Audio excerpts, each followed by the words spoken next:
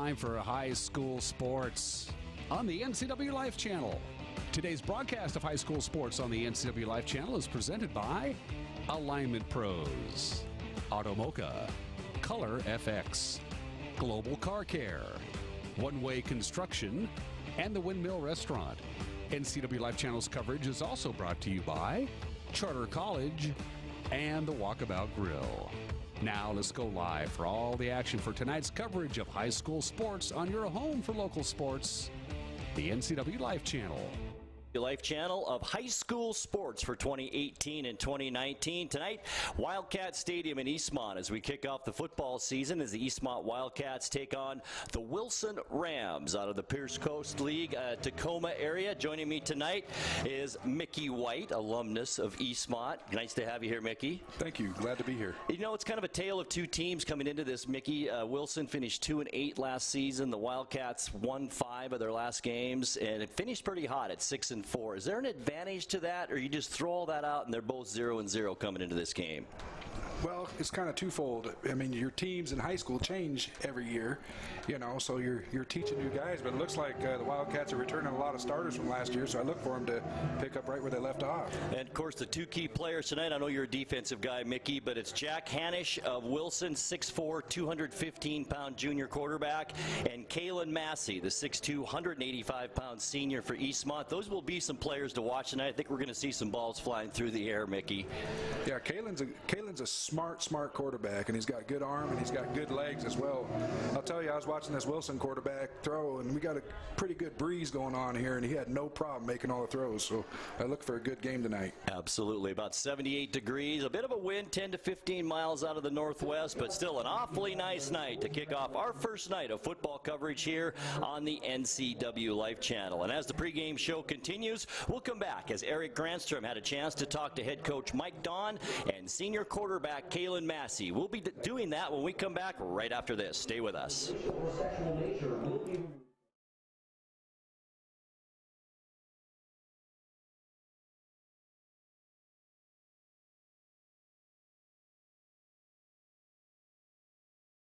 Thanks for watching sports on the NCWLIFE channel. It's brought to you in part by the Fireplace Guys, Central Washington's most trusted names in fireplace and barbecue sales, installation, and service. Located at 1205 Walnut Street in Wenatchee, thefireplaceguy.net.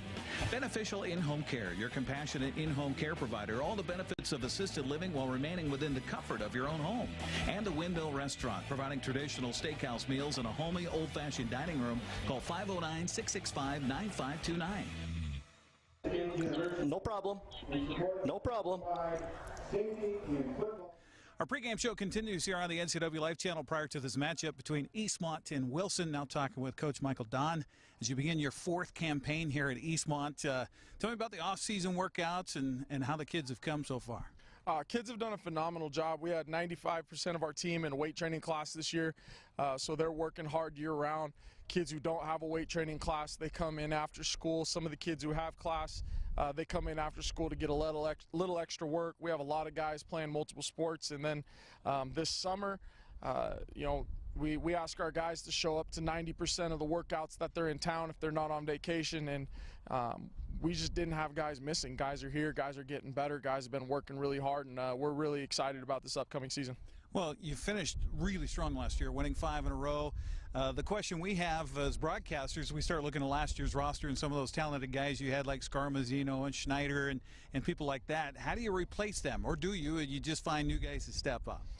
You just got to find new guys to step up. You got to find guys and find what they do well, and we got a lot of guys that are going to come in this year and help us out and do really well. Our JV team finished the year off really well. They finished tied for first in that, and defensively we returned 8 of 11 starters there, and you know, offensively those guys were a big bulk of what we did, but we got guys coming in that have their own skill set, and we think they'll do a really good job for us.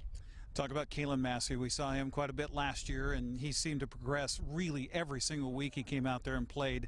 I know he's your guy this year. How has the summer been, and how do you think he's prepped? He's done a phenomenal job. He works really hard. He's a captain this year for us.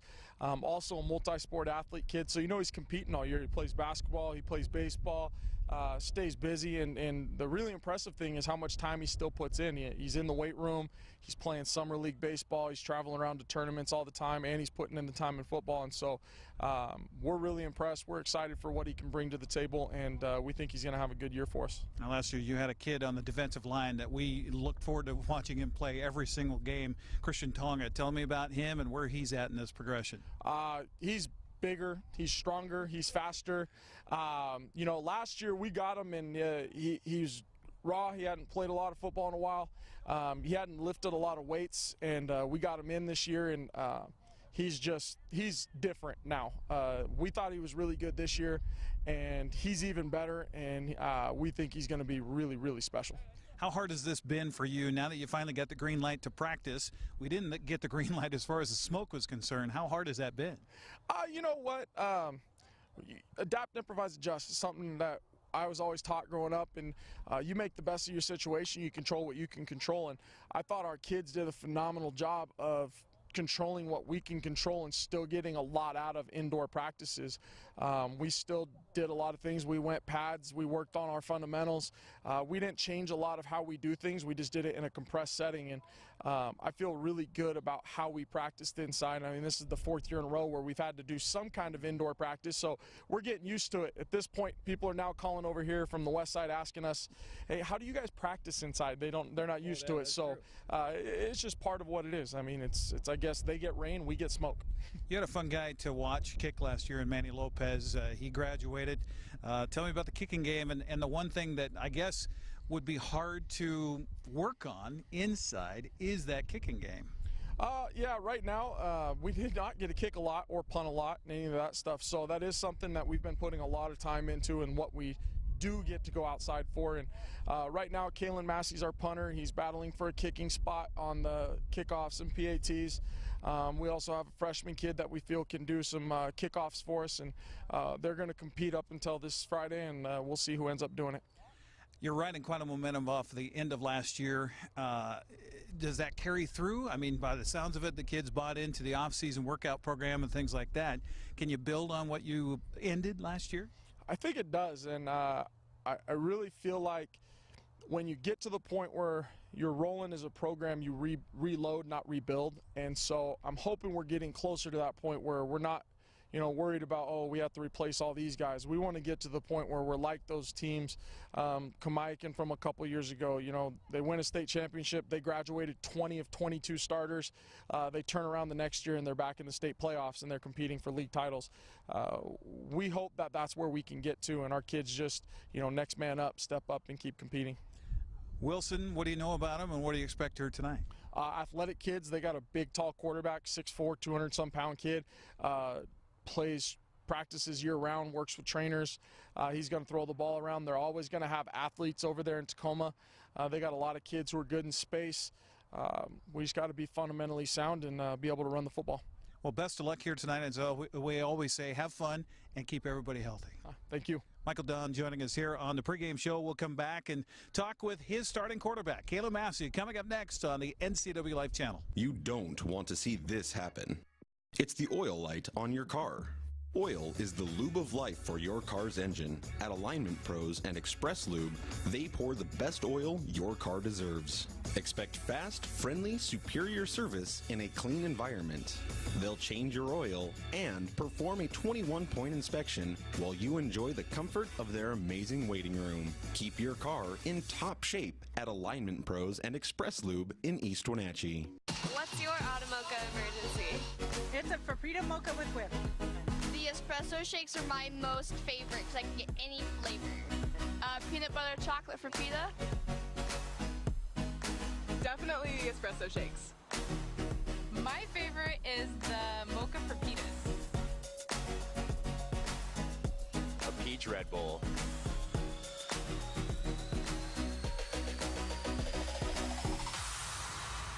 Pregame show continues here on the NCWLIFE channel. Now talking with a guy who is the signal caller for the Eastmont Wildcats this season, Kalen Massey.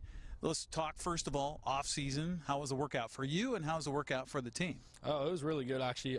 Everyone from freshmen through seniors are expected to be at least one workout throughout the day. We have them at 3 in the morning and 1 in the afternoon for the kids who aren't able to make it from work. but everyone's expected to be there every day unless you're on vacation or something, lifting, and then after that you come outside, do either conditioning or working on your own skills on your own time. So it's just kind of everyone's expected to do something. It's got to be huge in that momentum you had at the end of last year to carry that through the summer. I mean, is that all part of it? Yeah, for sure. We've definitely talked about that throughout the off season, just carrying that on and how hard everything shifted like halfway through the year last year, and you could tell clearly going on that 5-game win streak. We've talked about that. Started off the season strong, and in my opinion, we're looking just as good as we were at the end of last season. So I think we'll be rolling right off the gate. It was a tough start for you guys last year at the beginning. You played Kamaikan tough here, one of the best teams in the state. Talk about that mindset, and talking with your coach last year was always about how you reacted to negative things. I mean, not that there was a lot of negative, but it was always about how you reacted to that, and sometimes you guys didn't do so well on that. How do you think you are heading in, I guess, mentally tough for the season? Well, this year we've been saying setback, comeback. So anytime something goes wrong for us or something like that, we always talk to them, and then we'll just get right back at it. Like, I don't even know how to word this one. Just kind of get them back on the right path, I guess you could say, and get them going in the right direction. And everybody picking each other up. Yes, that's a key part of it too as well. Okay. So you're an upperclassman. Now you get this task of being a leader on this team. You're a captain. Are you happy to take on those responsibilities? Oh yeah, of course. I love being a captain. I've always been like the one, so I want to know what's going on. So being a captain is something I really like enjoy doing. So. What are you looking forward to most? Is it just that first snap tonight, or getting hit and hitting hard, or what is it? Most times when going into games, I will be nervous, and then once I get that first hit, like you're saying, that's probably the thing that gets me going. Once I take one hit, then all the nerves are gone, and we're good to go. We're rolling for the rest of the night. Now, last year, as the year progressed, you guys kind of changed your offense up a little bit, and it sounds like that's where you're starting this year. What do you think about that, and how do you think that's going to bode well for Eastmont? I think it's going to be very good for us because we've been able to practice it all summer. It's not like last year we decided to switch from gun to under center 4 games into the season. We kind of had to learn it all in that 1 week, but being able to go through all that stuff this summer, I think it gives us a huge advantage on starting where we left off last year. Who's Kalen Massey other than a cornerback and a 3-sport guy here for Eastmont High School? I tend to talk to most people around the school, try and I just be a leader in general, I guess you could say. It's like talking to people, it's like even just teachers or students that don't really know as well as say, hey, how's it going? Just walking by them. And so you involved in student government, that type of thing too, or? No, not really. But we have our leadership class every month, and I'll go do that. And it's we just have different things that we talk about during that, and you kind of carry that over into the school day and then out onto the practice field after school. I see this from Russ Waterman on down through the coaching staff and things like that. It's about a culture of success, a culture of winning, a culture of an attitude. And I was curious about that with Eastmont High School too, because it seems like it's kind of a culture shift going on in the school too. Is that true? Yes, very true. We're getting a lot more kids to be active in all the different clubs we have here at Eastmont. It's the numbers have gone way up. We've added a few clubs as of going into last year, and so there's just been a huge shift in everybody's mindset here at Eastmont. I got to ask you, and this is probably not the most comfortable question, but there was tragedy for your school at the end of last year. Yes. With that graduating class. What's the response, and now you're an upperclassman, additional weight maybe that you guys have to carry into this school year? Well, at first, when it first happened, that was towards the end of the school year, and that's supposed to be happy time. Everyone's yeah, school's almost out summer, but that kind of put a downer throughout the entire school, and for we talked about it, and then they had the memorial service. Luckily, Richmond, he's doing a lot better with just his neck and everything, and so we're kind of trying to look on the bright side of things at least, that it sucks that what happened, but at least we still have who we do have here and are able to look at that in the bright side of things, I guess you could say. What do you learn from that? Just got to be smarter with your decisions in general, during sports, or even just out in the regular day, out in town, or anything in general, really. Well, Kalen, we wish you the best of luck this season for tonight's game, but also throughout the season, throughout the school year, your junior year here at Eastmont High School. Most important, have fun and stay healthy. Sounds good. Thank you. I appreciate it. You bet. Kalen Massey joining us here on the pregame show. We'll come back, and Grant and Mickey will have your starting lineups coming up next on the NCWLIFE channel. It's Eastmont and Wilson on the way next.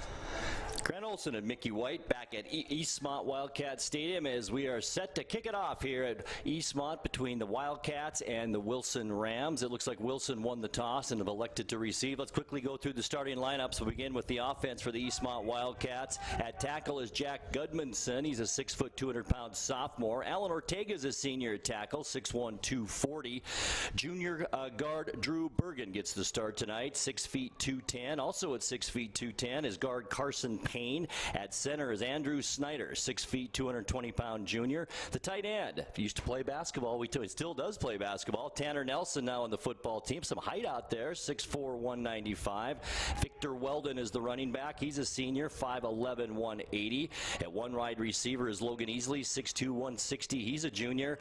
And Carson Talley, the other running back, 5'10", 180. And at quarterback is 6'2", 185-pound senior Kalen Massey. And we will get to the Wilson starters here in a bit. But first, it's the kickoff. And what a beautiful night, Mickey. Great time to, of course, this time this football season is always pretty nice. Or do you like the cooler temperatures? I like the cooler temperature. I like it more in October.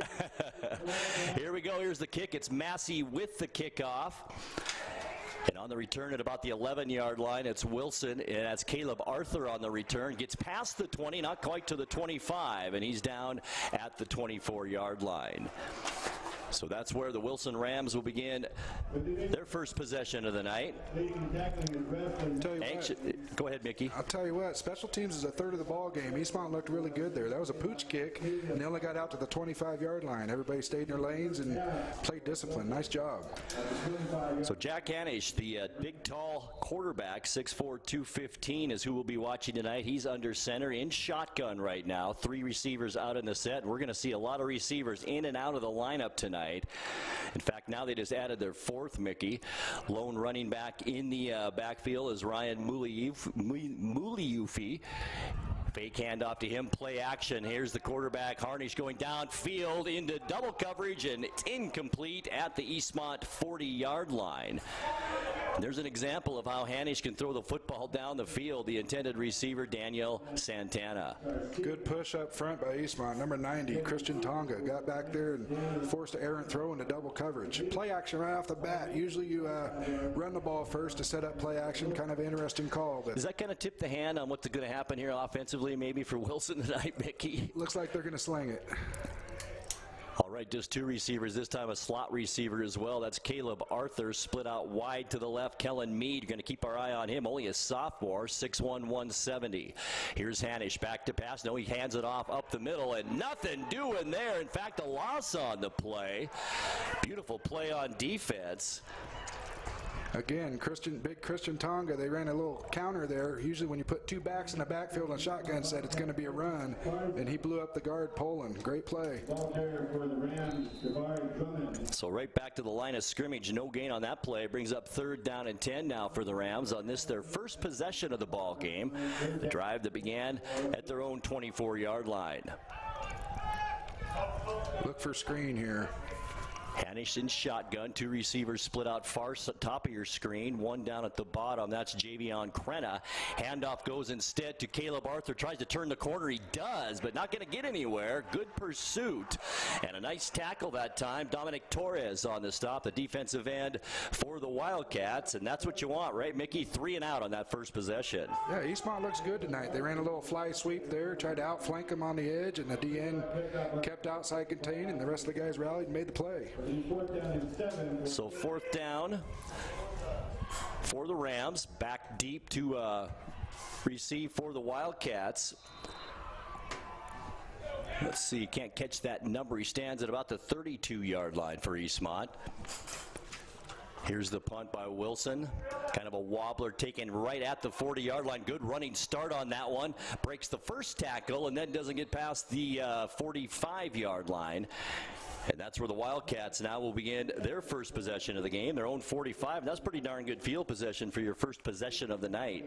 3 and out on defense, good field position, great start. Let's go Cats. Anxious to see this offense run by Kalen Massey. Of course, basketball player, football or baseball player as well, a baseball pitcher. 6'2", 185. Behind him, Victor Weldon. Kind of a loss losing Scarmazzino from last year's team. He was a pretty tough kid, wasn't he, Mickey? Yeah, Scarmazzino, and then the Snyder kid. That kid was a stud. Oh, he was good both sides of the ball. Under center this time is Massey. Fake handoff up the middle. He's going to keep it. Left side ball is loose on the turf. And right at midfield, who's got it? Everybody's going crazy across the way on Wilson's sideline. And that's our first turnover of the game. A fumble. That looked like a kind of a botched play from the start. I understand the play, but I don't think Massey had a real good handle on it from the beginning. No, it looked like the DN played that really well. He didn't bite on the dive fake and stayed home, and Massey tried to keep it and just lost control. First game jitters. So this will give Wilson very good field position, just shy of midfield, far hash mark. And once again, it's Hanisch in shotgun. Behind him, Caleb Arthur, the tailback. Two receivers, bottom of your screen. A couple of Eastmont players, including Tonga, jump off side, but what are they drawn off? Looks like maybe offensive, right, Mickey? Yeah, right guard stood up a little quick on that one.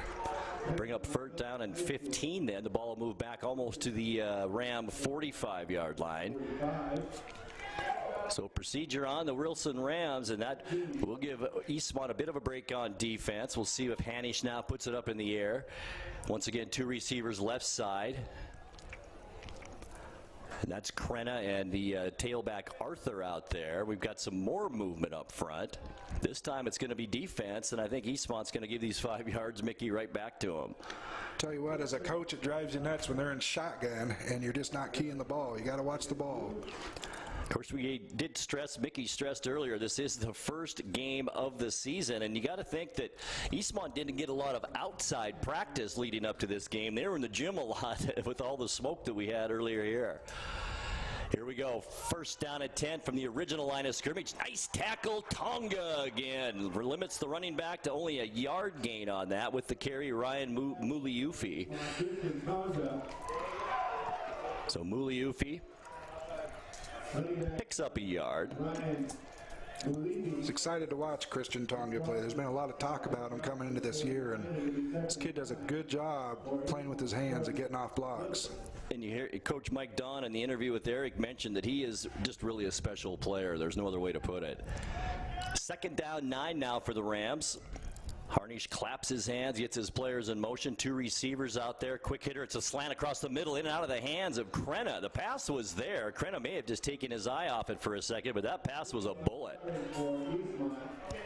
Got a little combo route there. Double tight formation with two guys out wide. Run the inside guy out and the outside guy in and open the hole. Good pass. 0 for 3 now for Hanisch in this ball game. That should have been caught.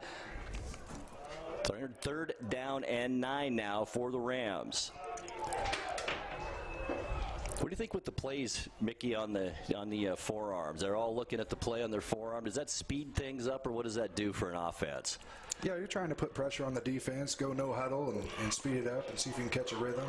Hanisch out of shotgun. Play action. Boy, almost picked off in and out of the hands of the intended receiver. That's Caleb Arthur. And good thing for Wilson. That wasn't picked off. Nice defensive play by Preston Esparza there for the Wildcats. And once again, punt situation coming up for the Wilson Rams. Again, interesting call. You got 3rd and 9 and you're running a play action, you know. All right, once again,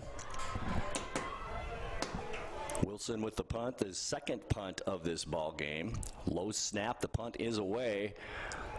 Kind of a dead ball that hits at the 25-yard line. Takes a nice Wilson bounce. Eastmont will let it roll and will down it at the 16-yard line. 9 minutes, 13 seconds left to go first quarter. Still no score here from Wildcat Stadium. Grant Olson along with Mickey White. Nice to have you here on the NCWLIFE channel, our first football broadcast of this season, and a lot more football ahead. In fact, a lot of sports ahead here on the NCWLIFE channel. Not only football, we'll have basketball coverage, baseball as well, volleyball, volleyball. We'll cover lacrosse next spring, as well as even some bowling this winter. I know Eric Granstrom loves to call bowling. It's a lot of fun. It's interesting, that's for sure. And Eastmont girls, they're a juggernaut right now. So all that coming up on the NCWLIFE channel. 1st and 10, Wildcats, handoff and a little bit of an opening, about a 4-yard gain up to the 20-yard line. Look like Carson Talley up the middle there. Good push by the Eastmont O-line. You know, they're giving up some weight down there. Wilson's a big team, but they got a good push. So Eastmont a gain of 4 on 1st down. This also Eastmont's 2nd possession of the night. Began at their own 26-yard line. Ball, or 16 rather. Ball now at the 20. Once again, Massey under center. A little bit of motion. Handoff does go to the slot receiver and pretty much back to the line of scrimmage. Late flag flies in. Boy, that was a great play when you had Devin Snyder in that slot to come around there. What, 1,000 yards I think he had last season, Mickey? Amazing football player. So let's see the call here on this flag. Looked like a guy came in late with his head down, but we'll see what they call here. Wilson's pointing to the Eastmont side. It looks like it may be against the Wildcats. Holding.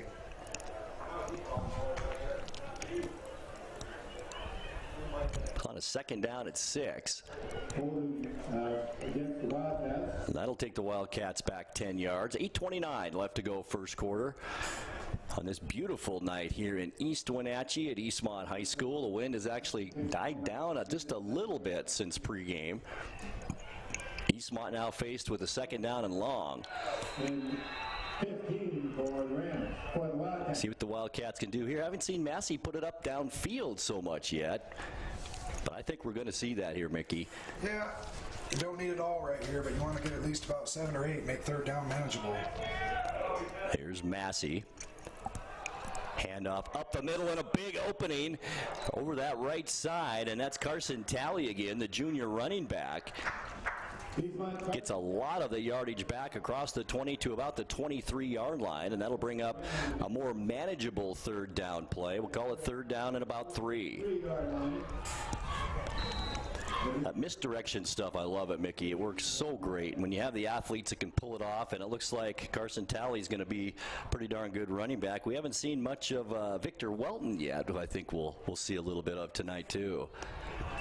Here's Massey under center on this 3rd down and 3. Ball at the Eastmont 23-yard line. Here's a reverse. It comes back other side. It's Victor Welton, who we just talked about, and he is dropped for a loss. Wilson wasn't fooled on that play at all, and a nice play on defense by Wilson's Caleb Arthur. Loss on the play back to about, what, the 20-yard line. We'll call it the 22, so a loss of about 2 on that play.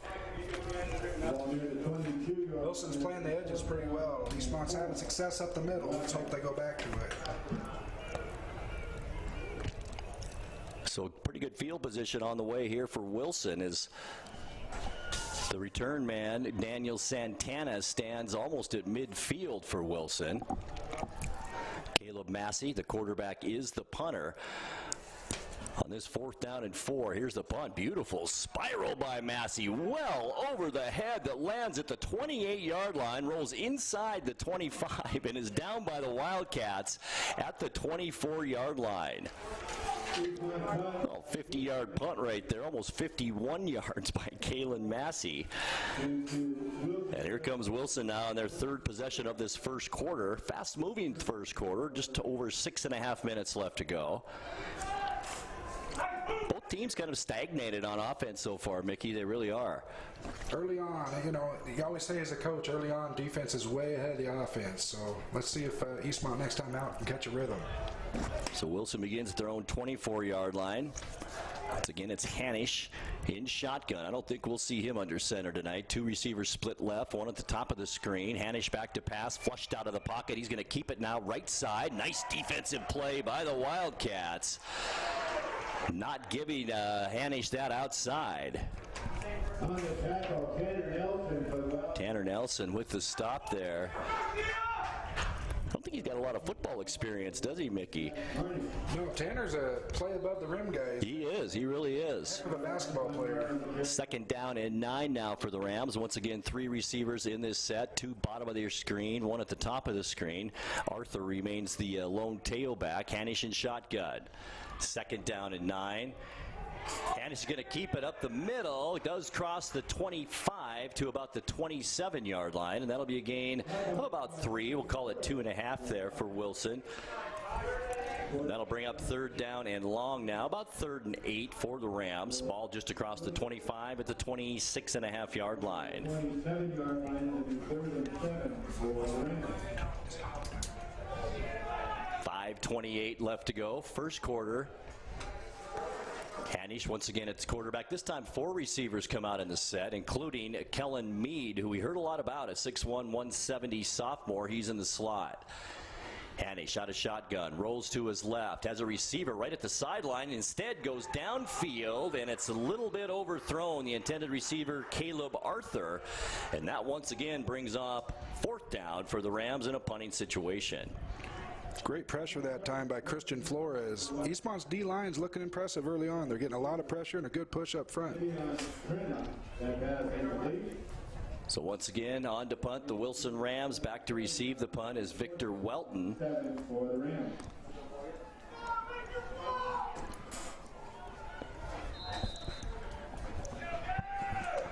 5:08 left to go, first quarter. Welton moves up just a little bit. Here's the kick. It's a bouncer at about the 47-yard line. Good Ram roll again, but good field position coming up for the Eastmont Wildcats as the ball is down at the Eastmont 38-yard line. 0-0 our score. 5 minutes exactly left to go here in the first quarter. 38-yard line. First and 10 Eastmont. We're going to see some offense this time. We haven't seen Massey put it up. In fact, I don't know if he's thrown a ball yet downfield. I don't think we've seen maybe a short pass, but maybe not either. No, not attempts yet. Look for play action now off the same look we've been looking at. Under center again as Massey, flags fly. Massey claps his hands, so we'll see if it is in fact on the Wilson Rams. And it looks like it might be. It'll bring up 1st down and short for the Eastmont Wildcats. It will be. Offside on the defense, brings it out to the 43-yard line for the Wildcats. Once again, Carson Talley remains in at tailback. There's Massey, handoff goes to Welton around the left side, and Welton nothing doing there. Right at the line of scrimmage, he is dropped by about 3 Rams. Again, Wilson's playing the edge pretty tough. Eastmont's had success up the middle, but Wilson's playing the edge pretty good. 2nd down, 5 yards to go for the Wildcats. About 4.5 minutes now left to go first quarter. The offenses so far in this one haven't been able to do much, but as Mickey pointed out, offenses are a little bit slower to get going in the beginning of the season than the defenses are. Here's Massey again, handoff up the middle, and it's Talley. Nice gain, 1st down into Ram territory at the 46-yard line. There's that misdirection play once again. The fake to Welton, the handoff to Talley up the middle, and a nice 13-yard gain. Eastmont runs that double wing, so what Wilson's doing is they got guys outside to stop the edge, but up the middle they're successful. So Eastmont keeps pounding the rock up the middle. It's a numbers game. They got it. Massey under center, Talley behind him again. Handoff goes to Talley, right up the middle. Those are some tough yards. Make it 2, maybe 3 yards for Talley. So that'll bring up 2nd down now for the Wildcats. Inside the 45-yard line at the 44. Ball inside the 45 to the 44. We mentioned the Wildcats, a very hot team at the end of last season, winning their last 5 ball games to finish at 6-4. 2nd down, 8 now. Massey under center. Will we see a pass on this 2nd and 8? We won't. The handoff, Talley up the middle again. Tough yards again, about 2, just shy of the Ram 40-yard line. Once again, Carson Talley, the ball carrier. Bring up third down and about 6 now for the Wildcats. 3:19 left to go first quarter. Wildcats are moving it, but it's a slow progression downfield, Mickey.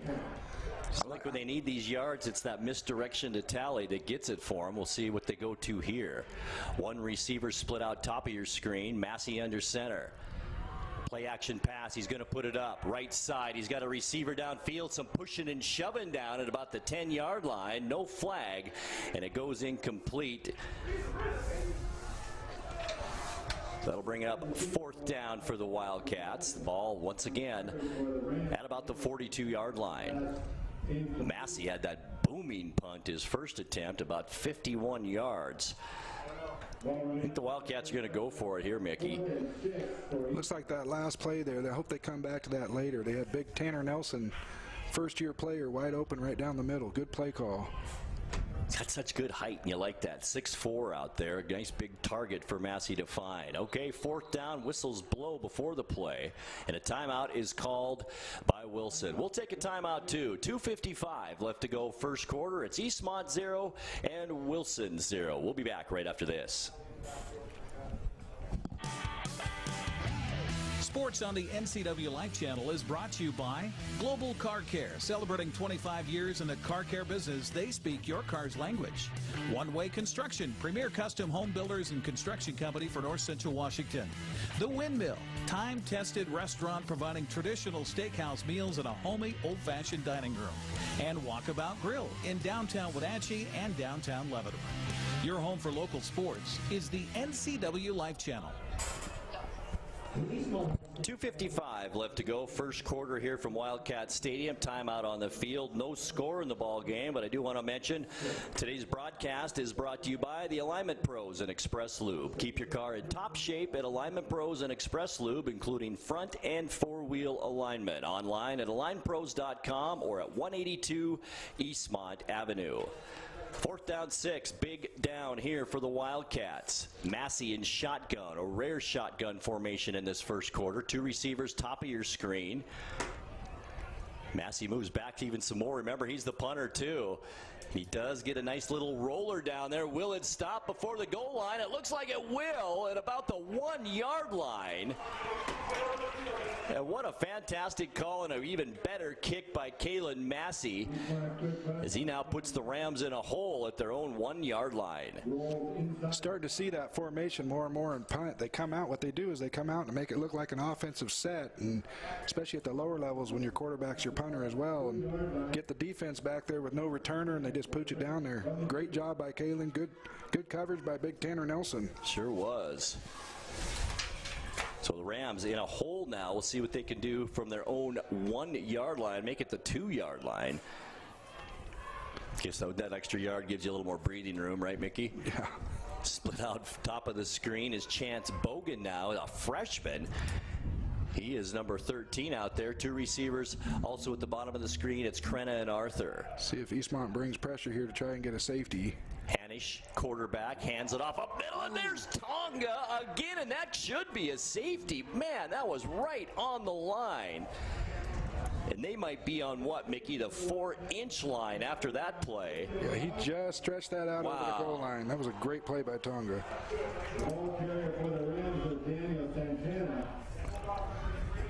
That's a loss of almost 2. The ball right on the goal line, just past. We'll see if the Wildcats can get on the board with a safety. Again, in shotgun, you're at a disadvantage here. You're 6 yards deep in the end zone. You can almost, you might take a chance here and gamble, go man, and bring some pressure to get that safety. Hanish shotgun about midway into the end zone.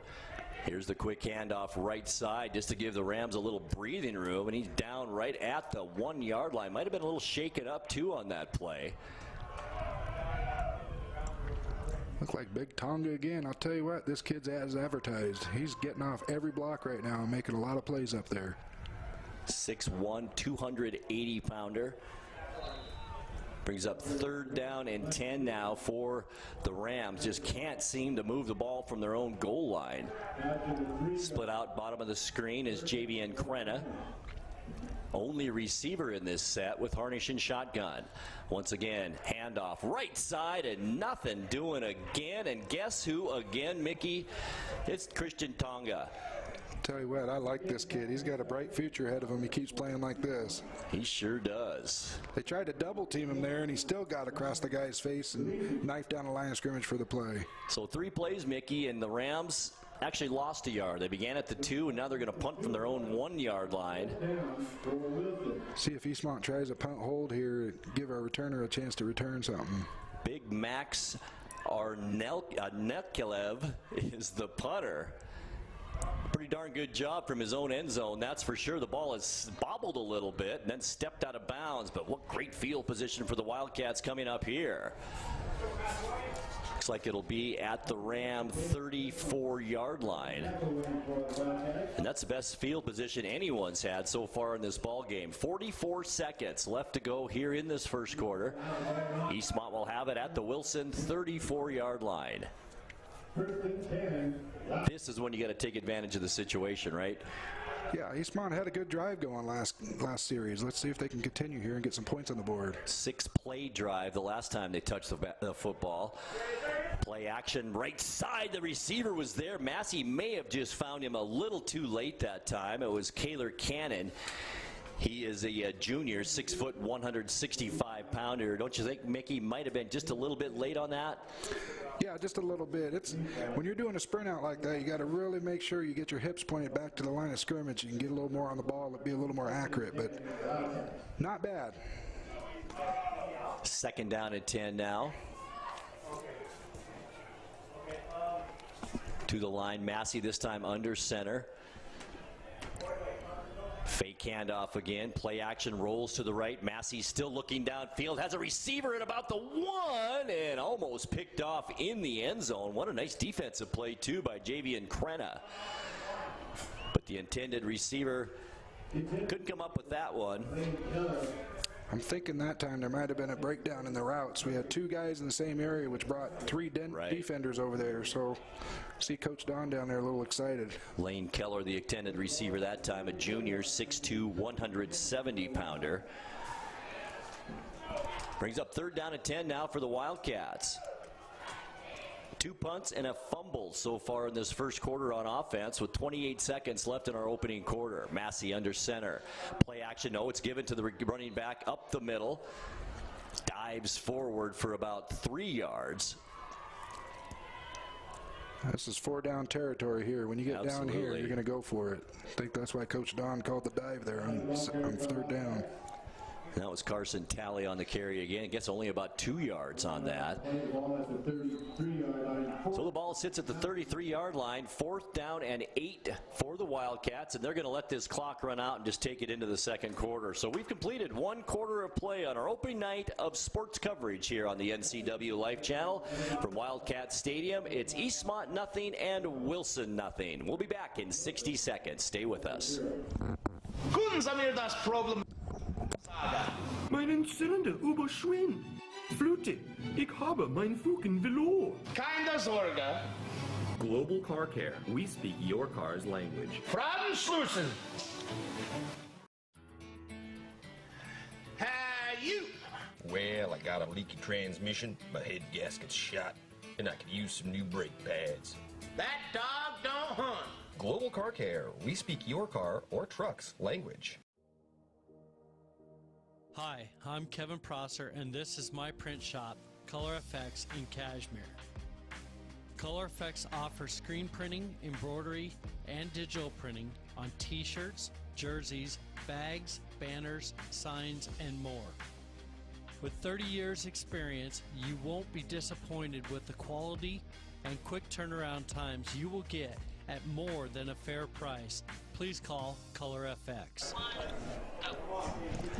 Second quarter action coming your way right here on the NCWLIFE channel. The Eastmont Wildcats have the football at the Wilson 33-yard line, about 4th down and 9. Massey under center. 4-down territory. The handoff goes right side and a good opening, but not quite to that 1st down marker. Kaylor Cannon on the carry. the junior running back. A nice gain of about 8, but just about a yard short, Mickey. Almost got there. Looked like he could have got outside, but he read inside and cut it up and got what he could. Nice play. So that will give the Rams the football back to start this second quarter. And the ball will be placed at their own 31-yard line. Boy, haven't seen much from this offense yet, Mickey. Jack Hanisch, heard a lot about him, 6'4", 215, but we haven't seen much downfield yet. But a great defense, too, has made the difference for the Wildcats. I tell you, that D-line is just getting after it so far for the Wildcats. It's hard to throw the ball when you got guys in your face. No score here, just beginning our second quarter. Great to have you along on the NCW Life channel. Here's Hanisch trying to get his offense in motion. Handoff in the backfield, and guess who again? Christian Tonga gets the stop about 3 yards deep in the backfield. I'll tell you, the running back, Muliufi, had no chance to go anywhere there. And a timeout is called by Wilson. We'll take a quick break, too. Just underway, second quarter, 11:39 left to go. No score. It's Wilson and Eastmont right here on the NCW Life channel. Where will you be a year from now? You could be working as a medical assistant. The Charter College Medical Assistant Certificate Program gets you work ready in 10 months. Add 5 more months to earn an associate degree. We prepare you with hands-on training and support you after graduation with job search help and interview skills. Institutionally accredited by the Accrediting Bureau of Health Education Schools, Charter has been training healthcare professionals for more than 30 years. Charter College. We work to get you to work. I'll tell you what, Christian Tonga, Mickey, has been unbelievable already. Early in this ball game, he's making his presence known out there. How many tackles does he have so far? I got him down for 5 tackles, and 3 of those are for a loss. The kid's just playing outstanding. What Eastmont's doing up front, too, to confuse Wilson is they're doing a lot of shifting with their line during the cadence. And right there, it almost looked like Tonga knew the snap count more than the O-line did. He just shot right through him. Second down, 14. Ball at the Ram 21-yard line. Hanisch shotgun, whips it out left side, in and out of the hands, and maybe a good thing he dropped that, because excellent coverage that time on Javian Crenna, and I think it would have been an even more of a loss if he'd have caught that ball. So now third down and 14 for the Rams. Again, good pressure up front. They ran a stunt up front with the 2 inside guys, got good pressure, and you know, he's not going to have time to throw it downfield, so the corners can get a little aggressive and play up on receivers like that. And Cavillo, he read that well. So Wilson on offense returns 4 starters from last year's team, and Eastmont's defense returns 8 on defense. And I think that's kind of showing its face here in this first quarter, at least throughout this first half. All right, trips lower part of your screen. 1 receiver, top of the screen. Here's Hanisch rolling out to his right. Tonga on his tail. Hanisch whips it sideline, and is it caught? No, at the 25-yard line. A good defensive play that time by Jeremy Gregerson, the junior, 5'10", 170-pounder. Fourth down for the Rams, and that, Mickey, was their 5th 3-and-out so far in this ball game. Eastmont's getting tremendous pressure. They brought a blitz off the backside there as well that helped get the quarterback flushed out there. And it's hard when you're rolling out to the boundary to have any space to throw the ball. Big Max Arneklev out to punt, 6 feet, 205-pound punter. Good snap, the kick. He's not kicking to any return man here. Off to the Eastmont sideline. It takes a little bit of a Wildcat bounce and will go out of bounds. Nice position for Eastmont at the Ram 46-yard line. So more good field position. Can Eastmont take advantage this time? The last possession they began at the 34 of the Rams. Ended up turning it over on downs. And this is something, Mickey, I've done Eastmont games for a while now. I've noticed the defensive coordinator getting the defense after every possession down here. And I think that's the first time I've noticed that. I've seen it throughout games before, but not after every defensive possession. Here's the play now. Nice run up the middle by the Wildcats, and that's Victor Welton who gets the carry. It's pretty unique to have a high school that has 11 different starters on both sides of the ball. It allows you to do that, and what happens is when they come off the field, the defensive coaches can go over all their adjustments, although I don't know what they're going to go over now because they're playing pretty dang good defense. But it's a big advantage for the offense and defense both to be able to talk to each unit when they come off. So 9 yards on first down for the Wildcats there. 2nd down and 1. Ball is at the Wilson 37-yard line. Here's Welton around the end again. Cuts back to the middle of the field and takes a shot at about the 28-yard line. Looks like that might be leading with the helmet there. Might get another 15 tacked on. I mean, his head snapped back on that. Welton's nice and quick. I like seeing him come around from that slot position. Yeah, Eastmont made some adjustments. They're starting to pin the edge a little bit and get a good scoop block on the outside, and Welton's able to get around. I like what Coach Don said in the pregame interview too, Mickey, that they don't consider this a rebuilding year, they're reloading. So I like that. Well, and his players are going to feed off that too when they... Absolutely, and I'm sure if he was, well, we know he's smart, but if all summer he'd been saying, we won 5 games in a row, we're hot, let's carry that over into next season. That's exactly right. So you're right, Mickey, it looks like a personal foul, and that'll be the big variety. Big emphasis on safety, and it's at all levels. You're seeing it in the NFL level as well, and they're doing the right thing. Can't lead with the helmet. How about this? It takes the ball all the way down to the Ram inside their 15-yard line. We'll call it the 14. 1st down and 10 Wildcats. And you're right, safety has got to be paramount. So many injuries to the head as the Wildcats 1st down and 10. Handoff right side. Nice big hole up the middle inside the 5-yard line.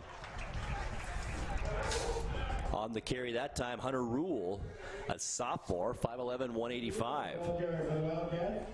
Ball will be spotted right at the 5-yard line. So 1st down and goal now, or 2nd down and goal, I should say, for the Wildcats. Should be 2nd and about 1, I think. Oh, there it is. 2nd and 1, you're right. See if they maybe come with a play action and hit the tight end here. Massey under center. One receiver out there. The give is to Welton. Cuts back center of the field. Gets the 1st down and almost a touchdown as he's dropped at about the 1-yard line. Wildcats in business. 1st down and goal. Welton did a good job there making 2 guys miss at the point of attack.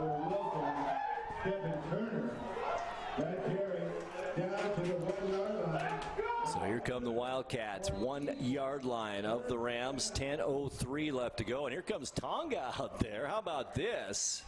Is this refrigerator Perry stuff here, Mickey? Well, they may be giving him the ball on a dive, or it's lead blocker. No, he's going to be lone setback. No, he's not. He'll be back there with Tally. Thinking maybe lead blocker. I don't know. We'll see. Defense keying on him. Yeah, he's up there blocking all right. And Tally right behind him in the end zone. Or did he get in? Touchdown, Wildcats. First touchdown of the game. A 2-yard run by Tally. Big Tonga leading the way, hits the guard, knocks him off balance, then goes picks up a linebacker. You know, I saw the defensive backs keen on Tonga, but they really didn't want to. No, you're not trying to hit big 90 coming through. No, they really didn't want to. Looks like we might be going for 2 here. You're right, Mickey. It looks like Massey, who's also the quarterback, the punter, and the kicker this year. Maybe he'll drop kick one from there. Back up and just, yeah. Tonga stays in, too, at fullback. Right behind Massey, who's under center for this 2-point conversion. The give is to Tonga across the line. He gets it. How about that? He's doing everything already. He could just go in at halftime and say, okay, I'm done. I made 7 tackles. He's made a 2-point conversion. I'm tired. I'll tell you what, he showed how special this kid is right here. I mean, that hole wasn't there, and he made the guy miss in the backfield, gave him a good sidestep, hit the hole, and got in for the 2-point conversion. Unbelievable. This kid's got a future, by the way. Eastmont leads at 8-0, 9:34 left to go here, 2nd quarter. We'll take a quick 30-second timeout and be right back. Stay with us.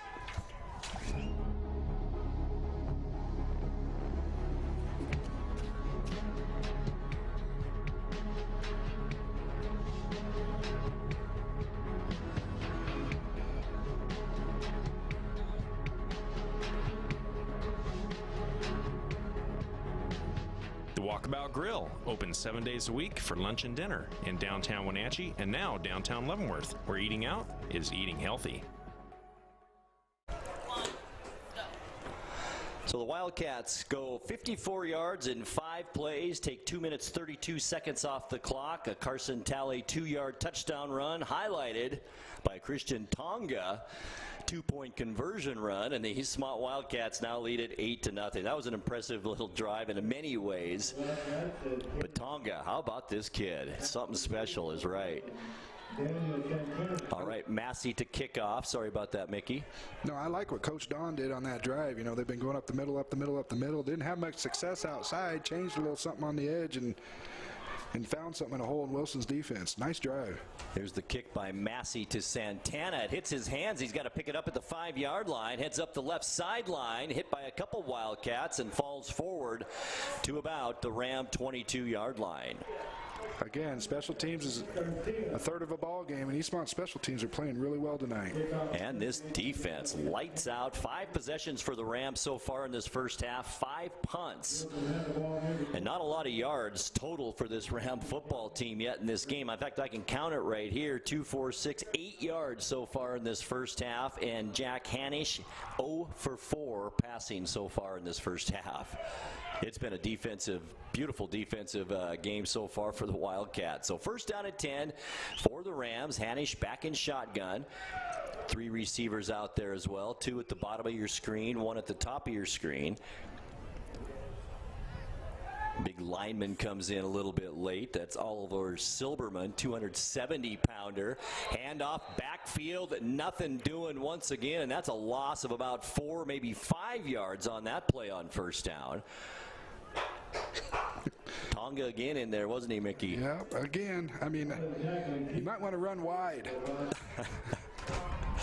So is he unblockable? Is that the problem here right now? It doesn't seem like the center or the guard combo can stop him. You know, he's played a little on the left, a little on the right. It doesn't matter right now. He's just having his way. But if I'm Wilson, I'm getting that big guy tired and running wide and throwing quick on the edge. Get him running. Just not a lot through the air yet from Wilson. Another handoff up the middle.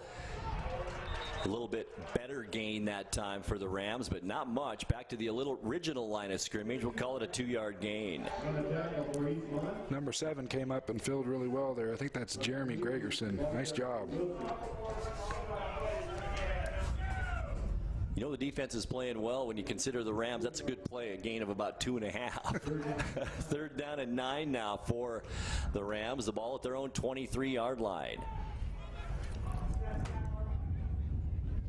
They've only seen the Eastmont side of the field once, and that's because they started at their own 49 and did cross midfield, but that's been about it so far for the Rams. You might think a screen here if you're Wilson, as aggressive as Eastmont's front's been. Hanish rolls to his right a little bit, under pressure again, and decides to keep it. He's not going to go anywhere, though. Gets right back to about the 25-yard line. It will be a gain of 2, but it'll also bring up 4th down once again for the 6th time in this ball game for the Wilson Rams. Max Frazier did a good job getting off a block there and squaring him up. And then Jaron Snyder came in and made the good hit. And good coverage, Mickey. Hanish just cannot find anybody either short or downfield so far in this half.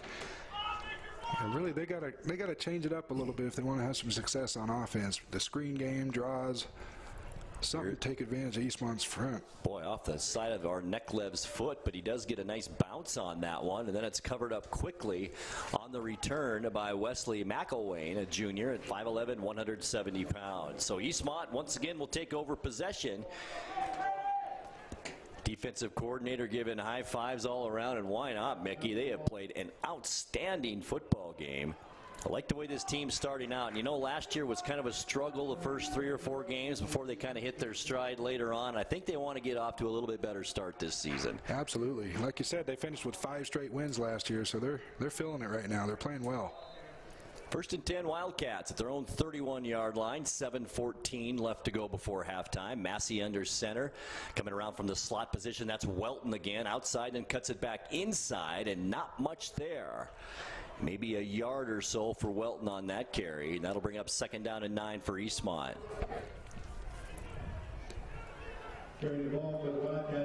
Well, that part of the offense really hasn't changed for Coach Don that much, Mickey. A lot of the same offense that we've seen the last couple of years, the misdirection, the slot guy coming over like Snyder did. We talked a lot about that. A lot the same as what we've seen, so we haven't seen Massey really go downfield yet. Maybe that's the second half surprise for the Rams by the Wildcats. We'll see. 2nd down and 8 now, Eastmont. Handoff directly this time up the middle, and good defense again by the Rams as Eastmont, the Wildcats do, and a late flag thrown in. Not sure what that was. Eastmont players holding their hands up. Don't do that, because then you look like you're guilty out there. Looked like one of Wilson's players gave a Eastmont guy a shove after the play was over. You know, going back to the run game, you know, if you're able to move the ball methodically and trade field position, and it's not always a bad tactic here. You can wear another team down and take over in the second half. Is it even more important this first game of the season, Mickey, where players probably aren't in as good a shape as they will be later on? Oh, absolutely. You already see Wilson, big 72's, got his hands on his hips. Guys are out there, they're tired.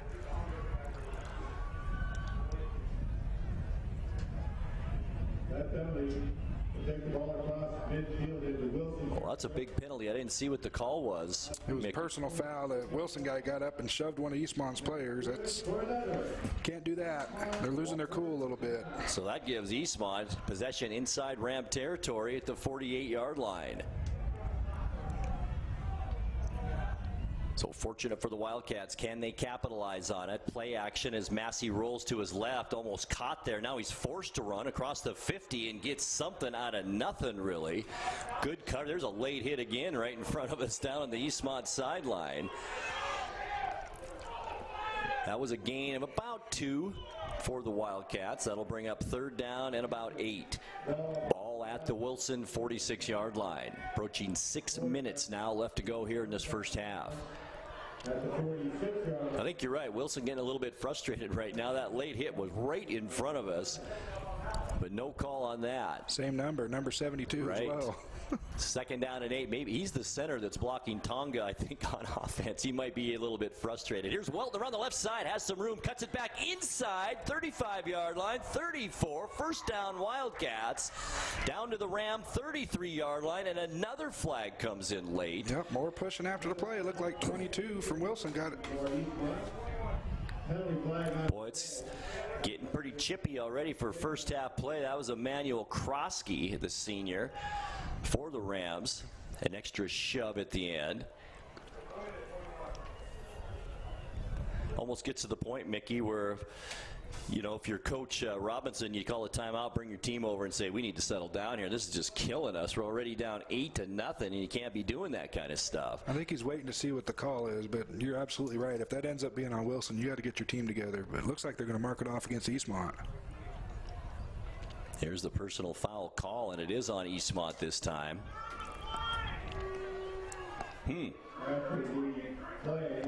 Well, I think 22, Klosky, as we mentioned, started it, but he may not have finished it, and the guy that usually finishes it is the guy that gets flagged, right? Well, and you don't know what's being said down there. Well, that's true. So that basically takes it back to where Eastmont had it originally, at the 48-yard line of the Rams. It will be 2nd down from there. They should change it to 1st because the play. It should. They did. Yeah. You're right. Boy, absolutely beautiful night now here. Wildcat Stadium, the wind has died down to nothing. Temperature's still probably around 70 degrees. Beautiful night for football. Handoff up the middle. Gain of about 3 that time. I think it might have been Austin Popoff on that carry. Yep, number 22, Austin Popoff. Just a sophomore. A lot of underclassmen on this Eastmont roster. 25 players underclassmen on this roster.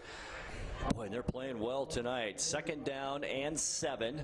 Ball at the Ram 45-yard line. Massey under center once again. Handoff right side, has some blocks across the 40, inside the 40. Flag comes in again. That will be enough for an Eastmont 1st down, but will it stand? That could be a holding out there on receiver.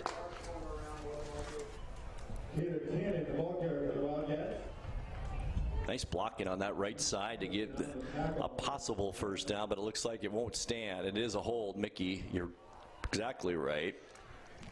Yep, he had his hands inside to begin with. The guy started getting off him, and he went to bear hug him. minutes, 9 seconds left to go here in this second quarter as the official walks off the penalty against Eastmont, which will take the ball back inside the Wildcat territory at the 46-yard line. See if they go back to that play action with Tanner Nelson right down the middle here. Good time to try it. I agree. 2nd and 15 now. It's again ball at the Eastmont 46. Play action. Massey back to pass in the pocket. The ball is tipped and then caught by a Wildcat. He can go with that. And then it's even a bigger loss of about a yard or two. In fact, more than that, it lost about 7 catching that football. But what's your instinct, though, Mickey, right? Well, you're a big guy. You always want the ball, right? That's right, because you never get to touch it. So that's going to bring up 3rd down and forever now for the Wildcats. The ball is back all the way back to their 35-yard line. They went back to that play I was talking about. It. I don't know if Tanner Nelson's just first year or what his route is there, but when they're playing with a single high safety there, all you got to do is get across that guy's face and play catch. 3rd down, 25 for the Wildcats. Ball at their own 37-yard line. I think Coach Don wants to talk things over. We'll take a quick timeout, too. 4 minutes, 10 seconds left to go. Second quarter, it's Eastmont 8 and Wilson nothing. We're back here in 60 seconds. For watching sports on the NCWLIFE channel, brought to you by One Way Construction, premier custom home builders and construction company for North Central Washington, including general contracting, framing, concrete, and consulting services. OneWayConstructionNW.com. The Fireplace Guys, Central Washington's most trusted names in fireplace and barbecue sales, installation, and service, located at 1205 Walnut Street, Wenatchee. TheFireplaceGuy.net. And Beneficial In-Home Care, your compassionate in-home care provider. All the benefits of assisted living while remaining within the comfort of your own home. Choose the pros, Alignment Pros. When your vehicle needs brakes, shocks, struts, or alignment, choose the experts in their field. Alignment Pros and Express Lube with a 5-star rating. The work they perform on your vehicle is as impeccable as their shop. With state-of-the-art equipment, Alignment Pros can handle all large or small vehicles, specialty cars, lifted or lowered. Alignment Pros does them all. Keep your car in top shape at Alignment Pros and Express Lube in East Wenatchee. 3rd down and a mile for the Wildcats. 3rd down and 25 from their own 37-yard line. Eastmont up 8-0. 2 receivers, bottom of your screen. Looks like Talley in the backfield with Massey. Massey in shotgun. Quick punt, it looks like, as he backs up, and he is going to kick it downfield. Bounces at the 25. Nice Wildcat roll, and it looks like it'll be stopped right at the 20-yard line. That was interesting, wasn't it, Mickey? Yeah, I think Coach Don looked at it, and, you don't have a lot of plays in your playbook for 3rd and 20-something. No, so, you sure don't. Let's catch them off guard without a returner back there and pin them deep. Our defense is playing great. So the Rams take over on offense again, trying to get something going here on offense. 6 straight 3-and-outs so far in this first half, and 5 straight 3-and-outs and 5 straight punts for the Rams. Not the way you want to start your season offensively. We'll see if they can get something going here with exactly 4 minutes now left to go before halftime. Hanish once again shotgun. Handoff goes up the middle and nothing doing again. Good fill by Jaron Snyder there. He read that really well. Way to step up. And Muliufi gets back to the line of scrimmage, and that's it. So far in this ball game, Muliufi 5 carries, 1 yard. Caleb, the other running back, has 5 yards on 5 carries. That's what this defense has done so far in this first half. 2nd down, we'll give him a yard on that, I guess. 2nd and 9. 3.5 minutes left to go, second quarter. Hanny shotgun. Barks out the signals. He's going back to the running game again. Right side over the 20-yard line to about the 22 is Muliufi. In fact, that's Emmanuel Krosky on that carry, the 155-pound running back. Muliufi, number 21. Krosky, number 22. A gain of a yard on the play. 3rd down and 8. Ball at the Wilson 22-yard line. Hanish comes in from the sideline.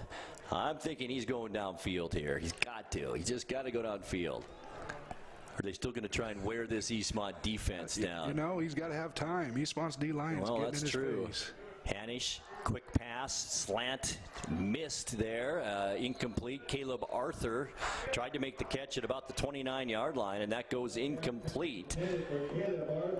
Unbelievable. Hanish now 0 for 6 in this ball game through the air and brings up 4th down once again for the Rams. And that, Mickey, is their 7th 3-and-out, not 6th, the 7th now in this first half. 2:35 left to go before halftime. It's an interesting play call again by Wilson. You got to get to the sticks on 3rd down and get a first down, give your defense some time to recoup and rest a little bit. They've been out there a lot this first half, but those routes were at 5 yards and 6 yards. That's not going to get you the first down. Our Neklev, been one of the busiest guys, and the snap's over his head. He grabs it at the 1-yard line, falls down at the 2, and Eastmont will have possession at the Ram 2-yard line. The snap was high to our Neklev, the punter. He tried to scramble and get some yards out of it and got tripped up at the 2, and Eastmont in great position once again at the Ram 2-yard line. Dominic Flores, you know, we've talked a lot about Christian Tonga tonight, but Dominic Flores got 4 tackles himself. He's playing a heck of a ball game. Once again, another returner on this starting defense for the Wildcats, who have been just absolutely lights out tonight. Got big Tonga in there again. I'd have him on the field as much as possible, period, I think. 1st and goal for the Wildcats. About 2.5 minutes left to go, 2nd quarter. Handoff goes right side. It's Talley as he walks into the end zone. Touchdown, Wildcats.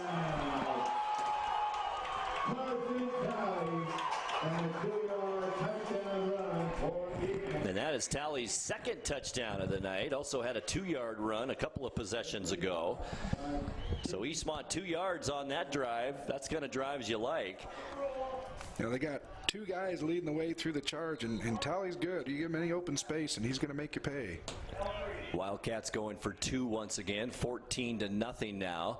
Handoff, Talley right behind Tonga. Can he get in? And I think the Rams held him out this time. Yeah, they were keen on Big 90 there. The 90's either getting the ball or he's blocking. They all knew, so they just went where he went.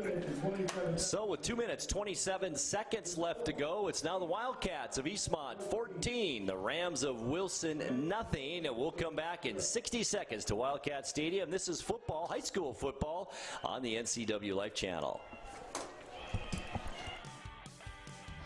Sports on the NCWLIFE channel is brought to you by Alignment Pros. Keep your car in top shape at Alignment Pros and Express Lube at 182 Eastmont Avenue.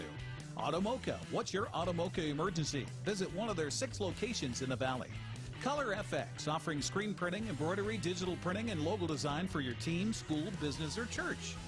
And Charter College. They work to get you to work. Your home for local sports is the NCWLIFE channel.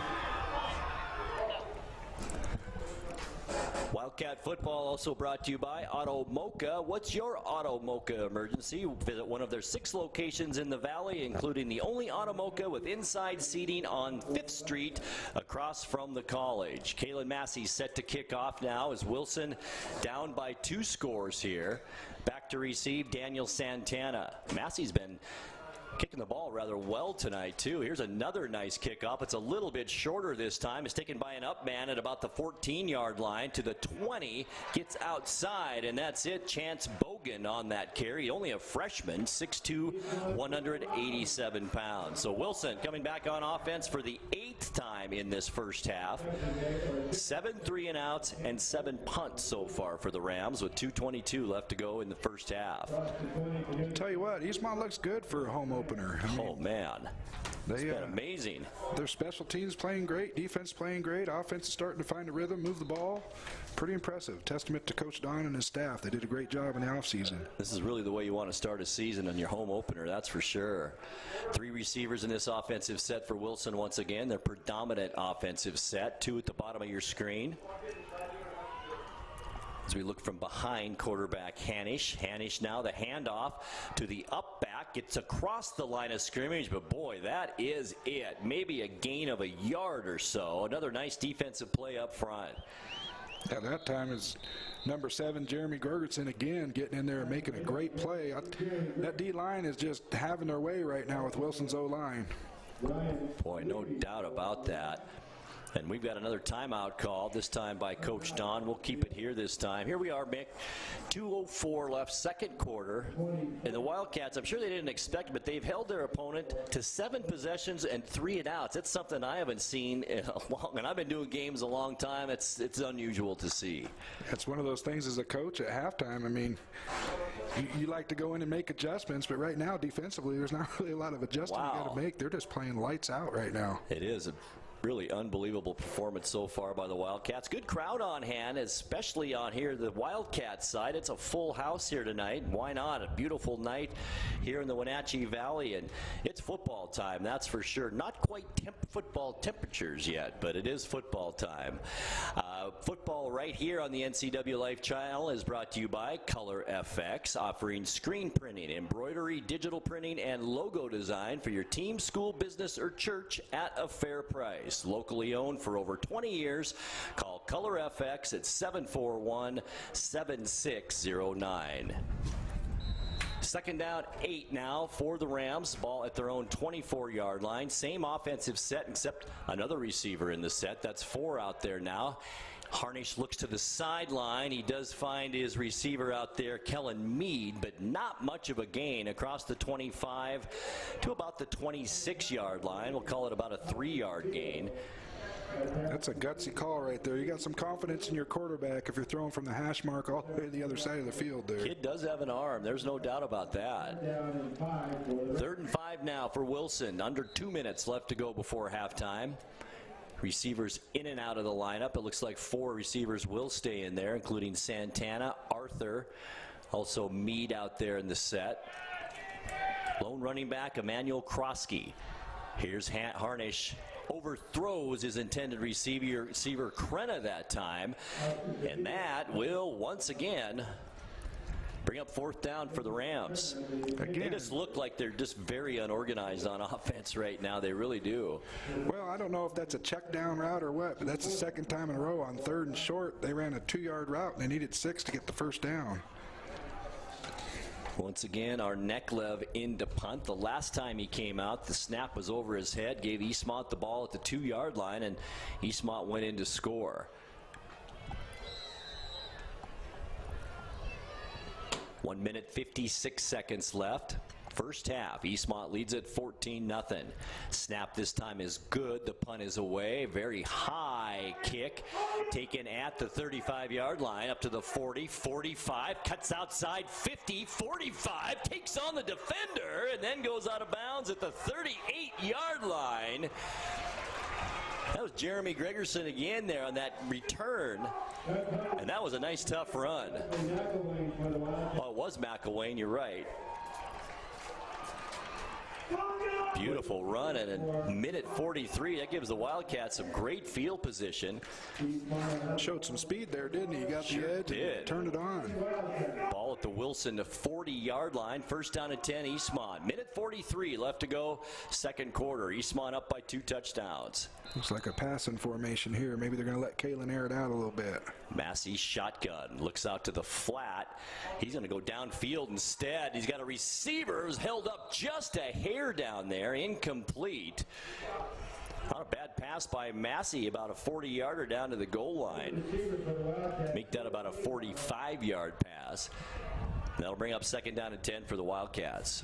Yeah, Kalen's showing his athleticism tonight. Kicking, throwing on the run. 45 yards rolling out. It's pretty impressive. It sure is. Minute 36 seconds left. Clock is stopped with the incompletion. Eastmont on the near hash mark. Massey once again in shotgun. Handoff. It's Talley up the middle, has up some breathing room across the 35 down to about the 34-yard line. That's a nice gain on second down of about 6 yards. Great play call there. What they did is they spread them out and then pulled both guards around the edge on a sweep. Nice call. Talley's had a nice first half too, Mickey. Welton's had his chances out there as well. Third down and 4 4, it looks like, for the Wildcats. Ball at their own, should say the Rams' 40-yard line. Here's Talley again, left side, first down, ridden out of bounds at about the 26-yard line. Nice run by Carson Talley once again. Carson Talley, the ball carrier. Well, Coach Don touched on it. He said, you know, they've got some good backs to fill in for the guys they lost last year, and they're not disappointing. Talley only a junior, too, Mickey, at 5'10", 180 pounds. It looks like he's a little bit bigger even out there when he's running. He runs pretty physical. He does. Ball now at the 27-yard line of Wilson. First down and 10, Eastmont. 1:01 left to go in the second quarter. Massey once again out of shotgun. Fake handoff to Talley. Play action down the middle. He's got a receiver, and a touchdown, Wildcats. Tanner Nelson, the tight end, on the reception. 27 yards rather. Eastmont touchdown. Uh-oh, holding against Eastmont. I didn't see that flag right off the bat, but there it is, laying at about the 32-yard line. That's unfortunate for Eastmont. Heck of a pass by Massey, and a nice job by Nelson to get open, too, at the goal line. It was a good play call there, too. They set that up. They ran the same look 2 times in a row and came back with a play action. They bet on it. Good call. Coach Don's going, man, I've been waiting to do that. And then you get a holding penalty. That'll take the Wildcats back to about their 43, or the Ram 43-yard line. He's going to tell them to take the ball back to the 43-yard line. 55 seconds left to go here, second quarter. Eastmont with the lead, 14-0, as you see on the scoreboard. Massey once again will set up in shotgun right at midfield for the Wildcats. Talley remains in the backfield with him. Once again, play action, and Massey's going to roll to the right. Who's open downfield? Tough pass down there. Dangerous pass as well. Good coverage at about the 32, and it goes incomplete. That's tough to do as a quarterback. The closer you get to the sideline, you got to either tuck it and run or throw it away. Because you almost get to the point of no return over there, don't you? Yeah, advantage defense. I mean, right. They're sliding over with you when you start running over there like that. You know what? It reminds me a lot of somebody that dribbles into the corner of the gym and stops, and pulls up their dribble. It's like you're done now. Or gets double teamed. Right. 49 seconds left to go. Second down and 25 for the Wildcats. They need to get all the way down to the Rams 17-yard line. Just chip away. 6 seconds on the play clock now. The Wildcats better hurry. 3 seconds, 2, 1, and what's going to happen here? They're going to get a penalty called on them. I saw that play clock winding down. Instead of second and 25, second and 30 now. Coach Don looked a little upset there. They didn't get that play off, but he did the right thing, not wasting a timeout. You got to keep your timeouts with not much time left. You do. 49 seconds left to go. That defense looks a little winded, too, for Wilson. They've been on the field a lot here in this first half. Eastmont's had 2 6-play drives, 2 5-play drives, and this now the 7th play of this drive. Handoff up the middle. Talley, nice defensive play by the Rams that time. Stops Talley right at the line of scrimmage.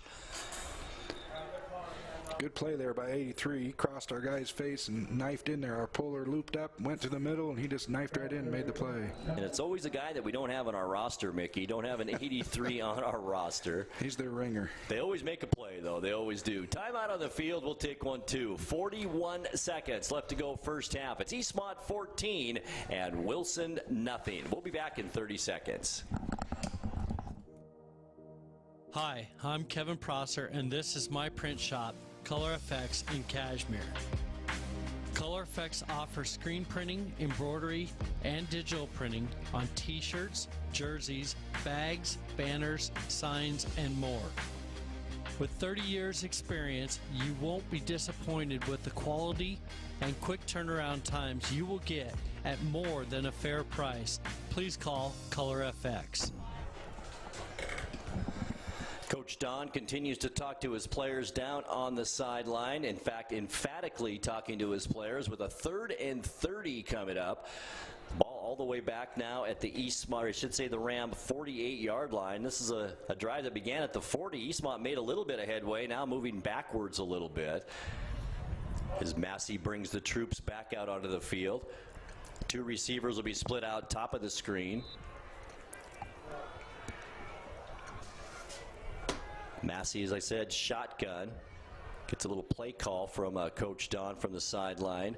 As I mentioned, 41 seconds left to go before halftime. Handoff goes to Talley, left side, has a big opening, puts those shoulders down, crosses the 40, gets down to the 39.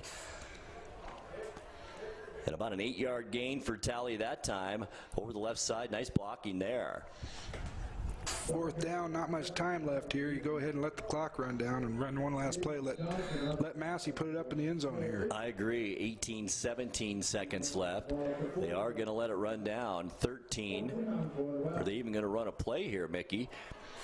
8 seconds. I don't think they are. I think Eastmont just content to let this clock run out. I say take a shot downfield, too. I would have done that. Why not? You're at the 40-yard line. But that is the end of the first half. And what a first half it was for the Eastmont Wildcats, especially on defense. We'll talk more about that coming up. But our halftime score, it's Eastmont 14 and Wilson nothing. We'll take a 2-minute timeout, and we'll come back with your halftime stats and much more right here on the NCWLIFE channel. Stay with us. Können Sie mir das Problem sagen? Meinen Zylinder überschwimmt. Flute, ich habe mein Fugen verloren. Keine Sorge. Global Car Care. We speak your car's language. Fragenschlüssel. You. Well, I got a leaky transmission, my head gasket's shot, and I could use some new brake pads. That dog don't hunt. Global Car Care. We speak your car or truck's language.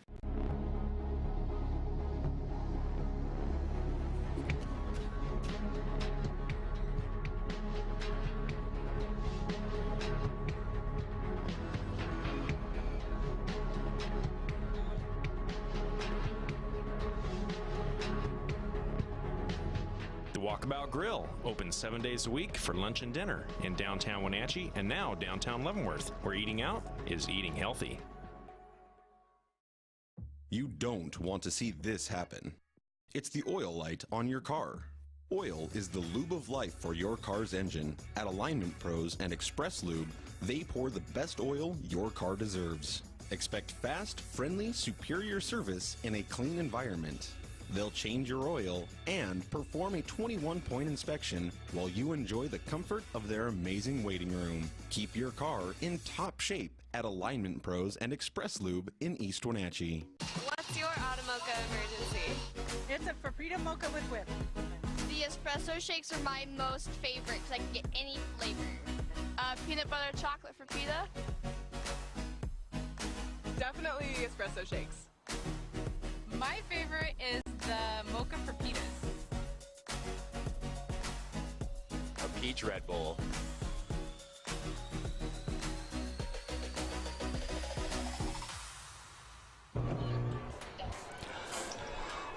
Back at Wildcat Stadium, Grant Olson along with Mickey White, where the Eastmont Wildcats hold a 14-0 lead over the visiting Wilson Rams from the Pierce County League, which is in Tacoma. And Mickey, what can we say about this Eastmont Wildcat team in this first half? It took a little bit for the offense kind of to get rolling, about 4 possessions or 5, an early turnover, which has been our only turnover of the ball game. But boy, Eastmont has turned it on, especially on the defensive side of the ball. Pretty impressive. Yeah, defense looks good tonight. Offense is starting to move the ball. They start off a little slow. They have a little over 100 yards rushing, 124 yards rushing. The bulk of that is from Carson Talley. He's running the heck out of the ball tonight. He's got 64 yards and 2 touchdowns. Yeah, and Welton playing fairly decent at times as well. And I like how Eastmont's starting to mix it up a little bit. A lot of misdirection in that first quarter, kind of opened up the playbook a little bit late in the first and into the second. And we saw a little bit of everything in the second. Boy, I think a Wilson defense is getting a little bit bit tired out there right now, too. They are. The big boys up front are holding their hands on their hips quite a bit. And then Wilson's linebacker, number 2, is a big boy as well. So they got about 5-6 guys out there pretty gassed. All right, let's talk a little bit about Christian Tonga. What a player out there this year. You know, we all knew coming into this season he was going to be good. He's been good the last 2 seasons, and here he is now a little bit older, maybe a little bit stronger, and boy, is he playing a first half. I tell you, I've heard about this kid for the last couple of years. Unfortunately, I haven't seen him much because I've been helping out on the other side of the river coaching, but he's as advertised. I mean, I talked about it earlier. His get-off is pretty impressive. He gets off the ball, it looks like faster than the offense does. Unbelievable, that's for sure. We will take another 2-minute timeout. We will come back and take a look at halftime stats, and they are one-sided here at Eastmont Stadium. Once again, our halftime score, it's Eastmont 14 and Wilson nothing. Once again, we're back to the stadium in 2 minutes. Stay with us. If you want to work in healthcare, choose the program that teaches the skills employers want. The Charter College Medical Assistant Program combines hands-on learning in the lab with convenient online learning, plus real-life experience with an externship. Classes start every 5 weeks, so you don't have to wait to launch your new career. Enroll with confidence, knowing Charter is institutionally accredited by the Accrediting Bureau of Health Education Schools, and be ready to work in less than a year. Charter College. We work to get you to work. Thanks for watching sports on the NCWLIFE channel. It's brought to you in part by the Fireplace Guys, Central Washington's most trusted names in fireplace and barbecue sales, installation, and service. Located at 1205 Walnut Street in Wenatchee, thefireplaceguy.net. Beneficial In-Home Care, your compassionate in-home care provider. All the benefits of assisted living while remaining within the comfort of your own home. And the Windmill Restaurant, providing traditional steakhouse meals in a homey, old-fashioned dining room. Call 509-665-9529. You don't want to see this happen. It's the oil light on your car. Oil is the lube of life for your car's engine. At Alignment Pros and Express Lube, they pour the best oil your car deserves. Expect fast, friendly, superior service in a clean environment. They'll change your oil and perform a 21-point inspection while you enjoy the comfort of their amazing waiting room. Keep your car in top shape at Alignment Pros and Express Lube in East Wenatchee. What's your Automocha emergency? It's a Paprika mocha with whip. The espresso shakes are my most favorite because I can get any flavor. Peanut butter chocolate for pita. Definitely espresso shakes. My favorite is the mocha for pitas. A peach Red Bull.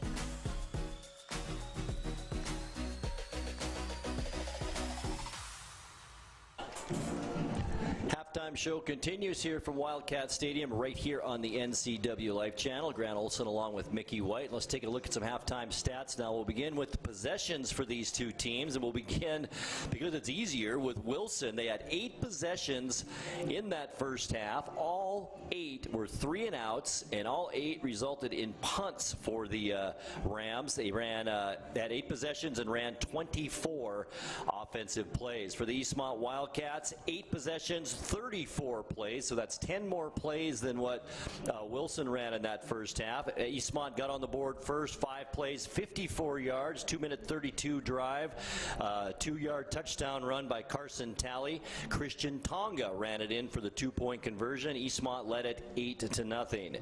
And then on a botched snap on a punt, Eastmont got great field position on their second scoring drive.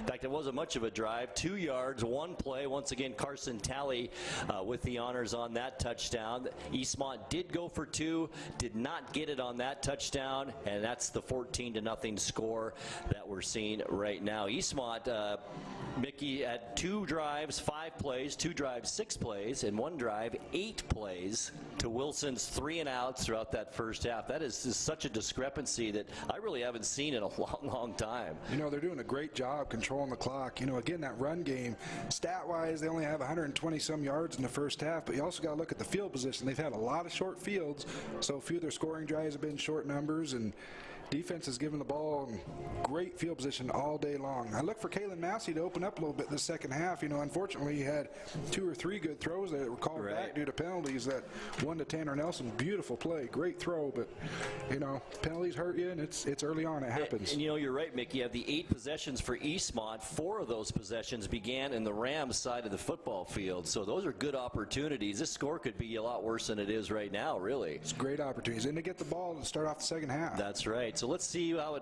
it shaped up for Eastmont on our stats.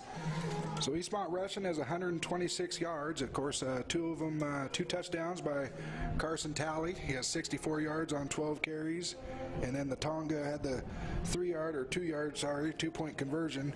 Kalen Massey, again, these stats, they don't show how well he's played. He's played good tonight. He's played solid. He's made good decisions. He's not turned the ball over. He's 1 for 7 for the negative 4 yards to the lineman there that got his glory getting to catch a pass. But again, he had 2 or 3 plays called back. He's making good reads. He's throwing the ball well, and he's managing the game extremely well. And not many stats for the Wilson Rams so far. Jack Hanish, who we heard a lot about coming into this ball game, he's only a junior, 6'4", 215, big kid, 0 for 7, Mickey, in that first half for obviously no yards. So that means no receivers caught a pass in that first half. And listen to this, the running backs, Ryan Muliufi, 6 carries, 1 yard. Caleb, the other running back, 6 carries, 4 yards. And the only running back with some positive yards is Emmanuel Krosky. He has 4 carries for 8 yards. That's a total of 13 yards total offensively in the first half for the Rams. I know it's been a long time since I've seen that. Unbelievable. Well, I'll tell you what, I mean, it tells you something about Eastmont's front when their D linemen are 3 of the 5 leading tacklers at halftime. I mean, they're just flat out getting after it. And we watched that kid from Wilson warm up, and he's a good quarterback, but he just has absolutely no time. And that was with the wind. Now no wind out here whatsoever, so it's just good defense, like you said, that's for sure. Today's broadcast is brought to you by Global Car Care, a quality auto repair facility with highly trained technicians. Celebrating 25 years in the car care business, they speak your car's language at 1840 North Wenatchee Avenue. Today's broadcast also brought to you by One Way Construction, premier custom home builders and construction company for North Central Washington, including general contracting, framing, concrete, and consulting services. They're online at onewayconstructionnw.com. We'll take another 2-minute timeout. We'll come back, talk about what these two teams need to do to be successful in this second half and more as our halftime show.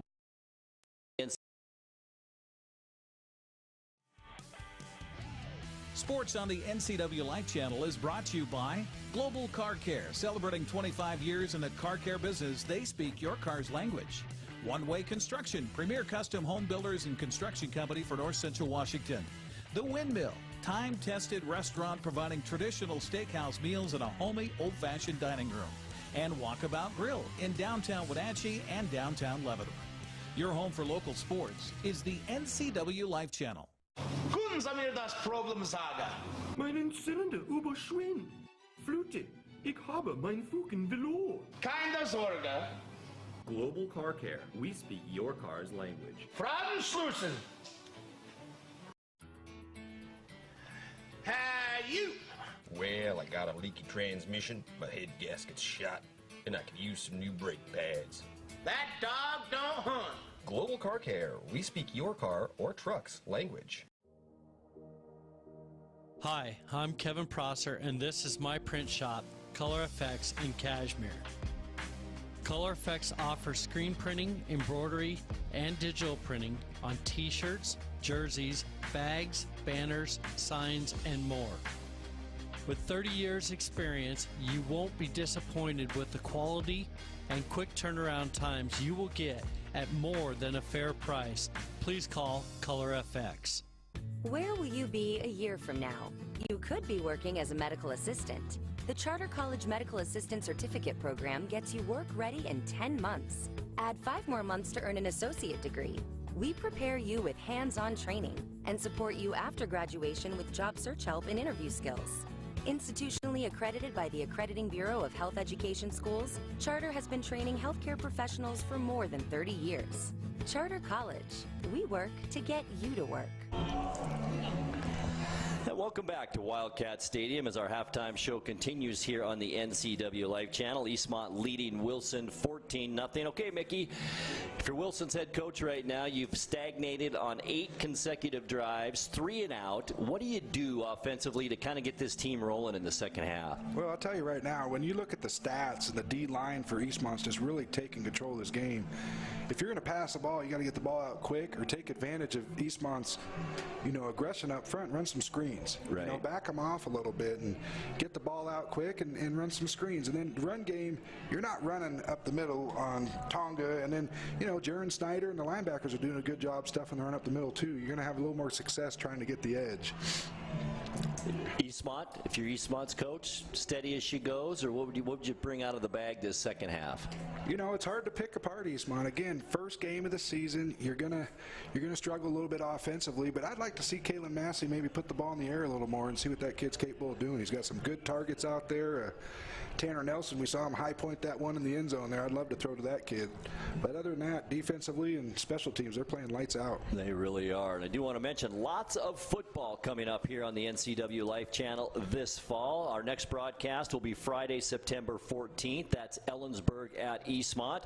We'll be back in the booth on Friday, September 28th for Moses Lake at Wenatchee from the Apple Bowl.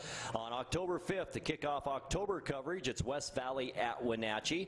October 12th is Sunnyside at Eastmont right here at Wildcat Stadium. Then the middle of October on the 19th, Eisenhower will visit Wildcat Stadium to take on Eastmont.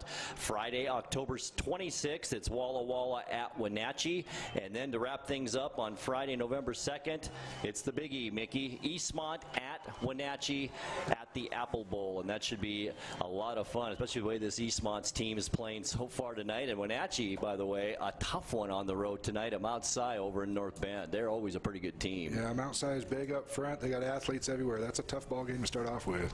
All right, we'll take another 60-second timeout and come back for the kickoff for the second half here at Wildcat Stadium. Once again, our halftime score is Eastmont 14 and Wilson nothing. We're back in 60 seconds. For watching sports on the NCWLIFE channel, brought to you by Custom Home Builders and Construction Company for North Central Washington, including general contracting, framing, concrete, and consulting services. OneWayConstructionNW.com. The Fireplace Guys, Central Washington's most trusted names in fireplace and barbecue sales, installation, and service, located at 1205 Walnut Street, Wenatchee. TheFireplaceGuy.net. And Beneficial In-Home Care, your compassionate in-home care provider. All the benefits of assisted living while remaining within the comfort of your own home.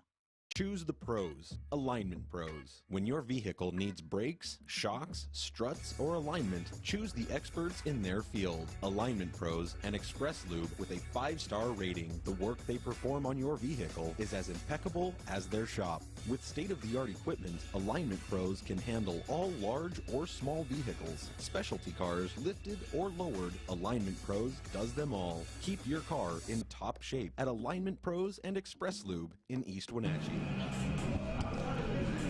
High school sports here on the NCWLIFE channel, also brought to you by The Windmill, a time-tested restaurant providing traditional steakhouse meals in a homey, old-fashioned dining room. Open 7 days a week, 4:30 to 9 p.m. Just give them a call at 665-9529. Team still warming up on the field, getting set for the second half here as Eastmont leads it 14-0. Another 2 minutes and 37 seconds put back on the clock. Give these teams, I guess, a little extra time to get going. But I'll tell you, Christian Tonga, what kind of special player is this, Mickey? Is this a player that I think can go to the next level for sure, don't you? We're not talking, I think, even a D1 school so far. What do you think of this kid's play so far? I know it's early in the season. For me, Jerry's still out just because it's first game of the season. I'd like to see him against some other opposition. But I'll tell you what, he gets off the ball extremely well. His pad level's nice. Plays with his hands well. He's as advertised as of now. I mean, the kid, he could play some football. And he's definitely, he's definitely got some ability to possibly play at another level. But let's see him against some other competition as well. 6'1", 280 pounds with just outstanding feet, very quick feet. And as you said, he can shake that block immediately. And that's a talent for a lineman, isn't it? It is a talent, And I look at Wilson, and I know Coach Ahmad Robinson's only in his first or second year as a head coach there, and he's played with, he played with the Trufants back in the day. Right. At Wilson, all three. We haven't mentioned that that yet, have we? Yeah, all three Trufant brothers went there. I actually have a couple guys in my Wenatchee Valley Rams team, Marte Johnson and Sean Lovelace, that played with the Trufants as well at Wilson. So he knows how to win. When he was there, I think they got second in state against Pasco back in '98, and he knows what he's doing. He's got some work cut out for him. Right. Well, let's talk a little bit about the Rams, your Rams, while we have a chance. Mickey, what an outstanding season so far this year again. Yeah, we've been blessed. This year we have some amazing talent. We got quite a few kids that played in the Division I level. We got a few guys that flirted in the NFL as well. Manasi Hopewai is a D tackle for us. He was University of Washington, in fact still is, University of Washington's all-time leading tackler for loss as a D tackle. Wow. Played a little bit with the Minnesota Vikings, and it's talent that I've never had before. So I tip my hat to the players. It's all about them right now. They're playing good football. So you won the league title again this year. Yep. You're still playing. You're not done yet, right? Tell us about your next game. We are. We go down to Salt Lake City, Utah, and play a tough team out of there for a national qualifier.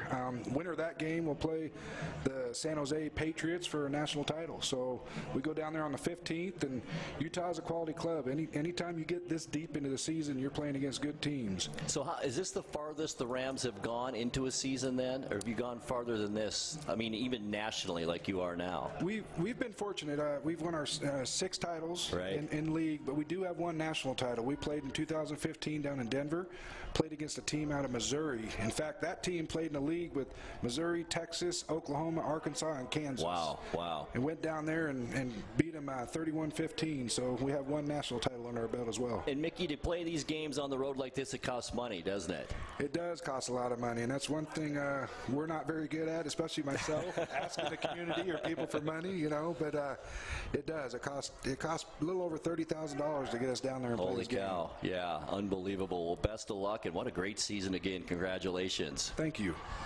Both teams on the sidelines. We're about ready to play football once again. Eastmont leading it 14-0 as both teams huddled up on their respective sidelines.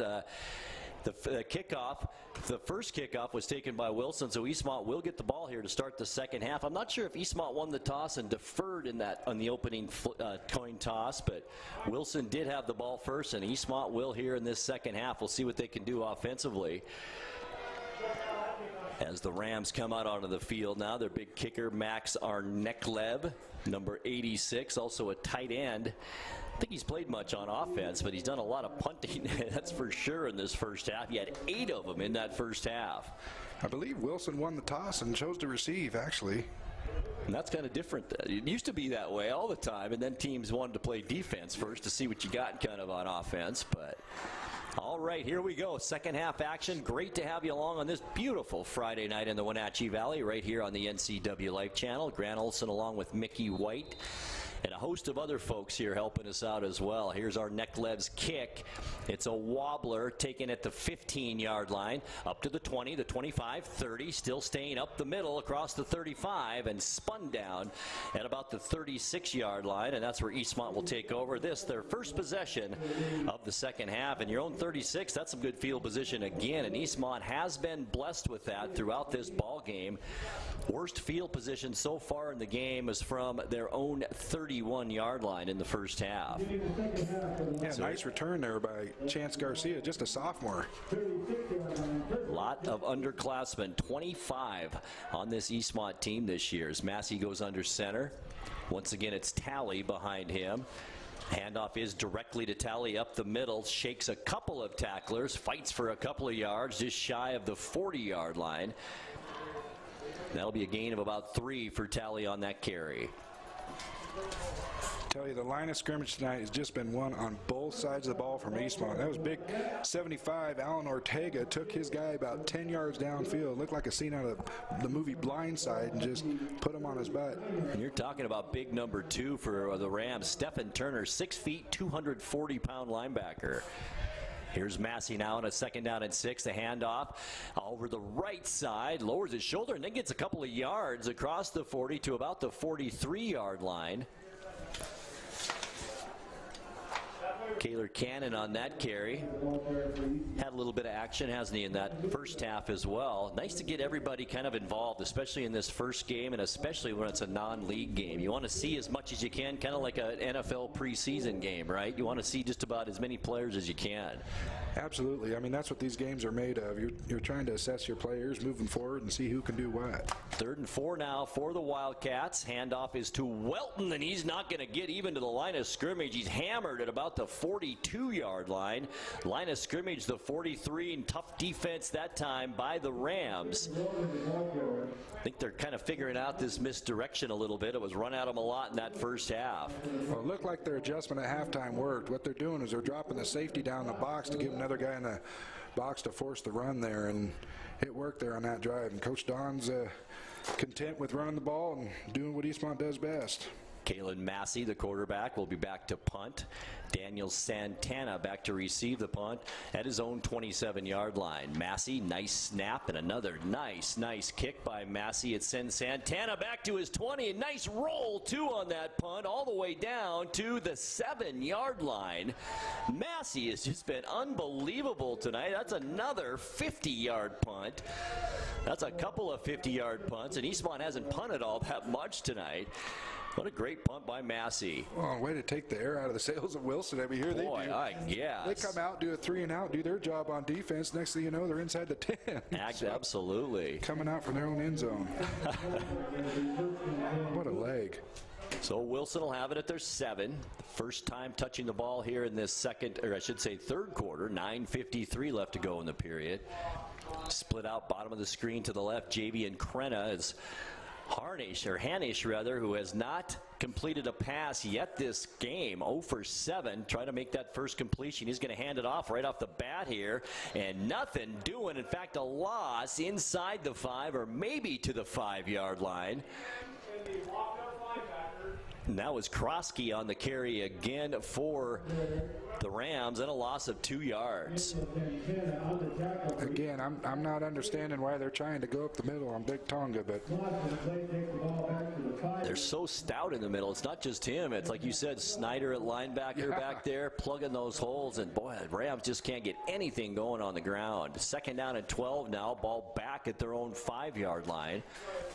Hanish in shotgun standing at his goal line. Flags fly. We might have had a procedure. Looked like the right guard moved there for Wilson. So that'll be half the distance on this penalty, considering the ball at the 5-yard line.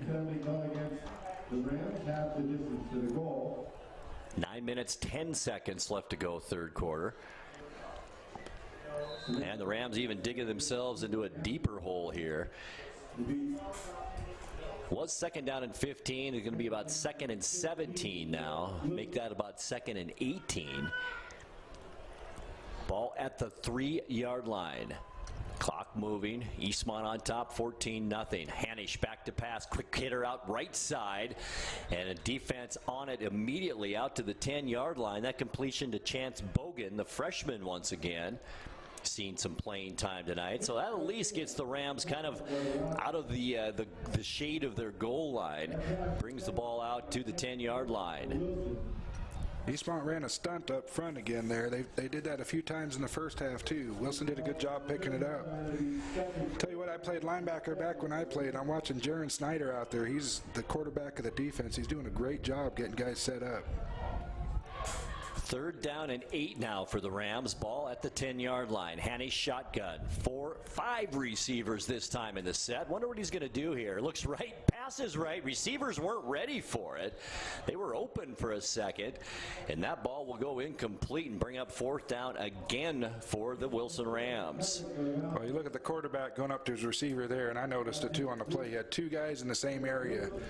I think the receiver ran the wrong route there. And good zip on that throw by Hanish, too. We've seen that arm a couple of times so far tonight. Just one completion to speak for it. All right, our Neklev once again on to punt. Eastmont's going to get fantastic field position again. The snap is good. Here's the kick. Down the right side of the field, right in front of the Wilson bench, and it goes out of bounds at the 39-yard line. So the Eastmont Wildcats once again Fantastic field position at the Ram 39, leading at 14-0 with 8:03 left to go here in the third quarter. Today's broadcast, we want to thank all of our sponsors, also brought to you by Charter College. Charter types find solutions. Are you a charter type? They work to get you to work. Call 509-415-3576. First down at 10, Wildcats in great position at the 34-yard line. Handoff up the middle. Oh, some tough yards down to about the 33.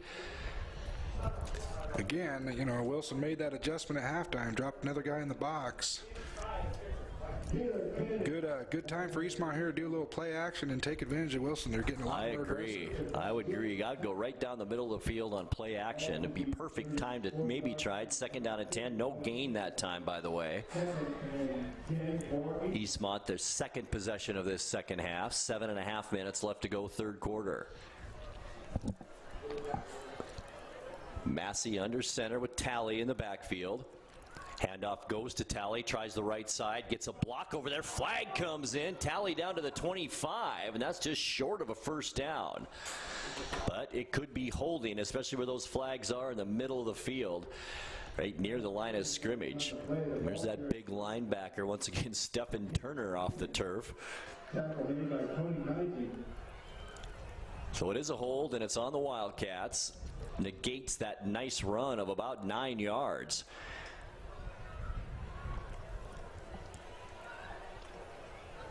So that'll put the Wildcats in a bit of a hold once again, and that's happened a few times, hasn't it, Mickey? They do start off in great field position. Some penalties kind of move them back a little bit, then they stall out. Or as we mentioned, this score could be a lot higher than this right now. It really could. Really could. Yeah, you're exactly right. You know, they've had one touchdown wiped off the board and a couple big gains. It's difficult as a big guy up front to hold your block when you're running wide like that. So holding has a tendency to happen more often than not when you're running sweeps. Sure. 2nd and 18 now. Ball back at the 42-yard line.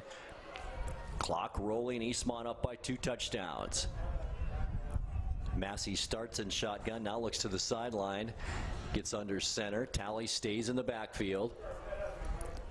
Massey back to pass, looks left, goes that way, in and out of the hands of the intended receiver. I don't think it would have been much of a gain anyway, even if the receiver would have held on to that. And that was Kaylor Cannon, once again, the intended target.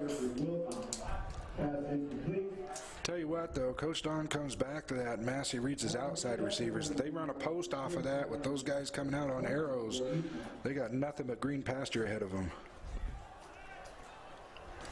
So the Wildcats now with 3rd down and 18.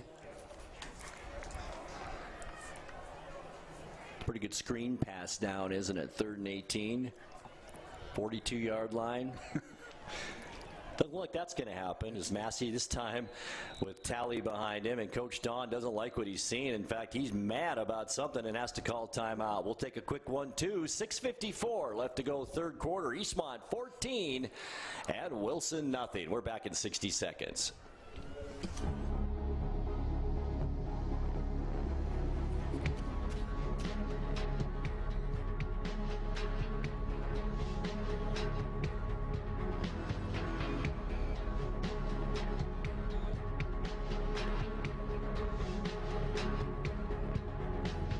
Walkabout Grill, open 7 days a week for lunch and dinner in downtown Wenatchee and now downtown Leavenworth, where eating out is eating healthy.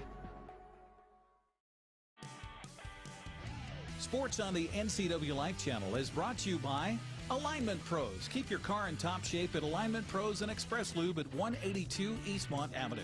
Automoca, what's your Automoca emergency? Visit one of their 6 locations in the valley. Color FX, offering screen printing, embroidery, digital printing, and logo design for your team, school, business, or church. And Charter College, they work to get you to work. Your home for local sports is the NCWLIFE channel. Third down 18 for the Wildcats at the Ram 42-yard line. Handoff goes to Talley. Gets back to the line of scrimmage, I should say, and that's it. And a nice job defensively by the Rams to stop that one. And during that timeout, Mickey, Coach Don, very animated with his offense. Yeah, he's not very happy. You know, they got a good stop on defense, great field position, kind of squandered it away there a little bit. I imagine they're going to have another conversation here on the sideline. I'm sure they will. Massey comes on to punt. Santana back to receive. receive the kick for the Rams, standing at about his own 12-yard line. Massey has been outstanding as a punter tonight. Nice kickoffs as well. He's just done a really nice all-around job for the Wildcats. Here's the kick, end over end. This time will Santana bring one back? It hit him at the 2. He picks it up. Is it still loose? And I think the Wildcats got that football at the goal line, or about the 1 or 2 they do. And what a turnover that was. End over end punt that hit Santana right in the leg, and now a flag comes in. I don't know what happened there. I didn't see it. Looked like we spiked it. We might have got a penalty for unsportsmanlike. Eastmont with the ball.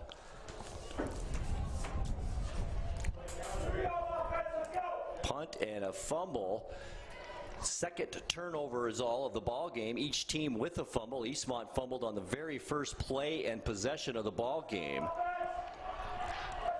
The referees still huddling up near the goal line, talking about what this penalty might be. I didn't see the spike. I just didn't see what happened down there. As Coach Don talks to his unit on the sideline, very animated once again. Yeah, that's what it was. Yep. Kid was excited, made a big play, got up and a little over anxious there, and spiked the ball. So instead of the ball being at the 2-yard line, it's going to move Eastmont out a little bit. Still going to be awfully good field position. Just across the 15, it looks like about the 17-yard line. So of the 3 possessions so far this third quarter, Eastmont has started at the Ram 34 and now the 17-yard line with a 14-point lead and exactly 6 minutes left to go in the third quarter. Boy, a score here would really be tough on the Rams in that fourth quarter. This is a big drive for this ball game, really, if you think about it. 3 touchdowns, then it's a different game than 2 touchdowns. The Rams have to come back when they haven't really shown the ability that they can do that yet. Yeah, Eastmont's defense has been playing tough all night. Here we go, first down and 10, handoff Welton. A misdirection play inside the 15. He'll get down to about the 13-yard line. Good opportunity for the offense here to kind of redeem themselves. You know, Coach Don went out there and let him have it, and let him have it again over here on the sideline. Absolutely. We'll give Welton 4 yards on that carry. Second down and 6 now. Ball at the 13-yard line. Approaching 5.5 minutes left to go here, third quarter. Here's Massey under center. Once again, Talley behind him. Play action, right side on a roll. The receiver wide open at the 6-yard line and couldn't hold on. I think it's Talley out of the backfield. And that goes incomplete. That time Massey put a little too much zip on it. Had a guy wide open. Just got to loft it there, give him a catchable ball, let him turn upfield, and he might have scored. And maybe a little too low, too, Mickey, that time. He had to kind of get down and get that one. If it caught him in stride, as you said, he might have went into the end zone. Good play call. Second or third down and 6 now. Ball still at the 13-yard line.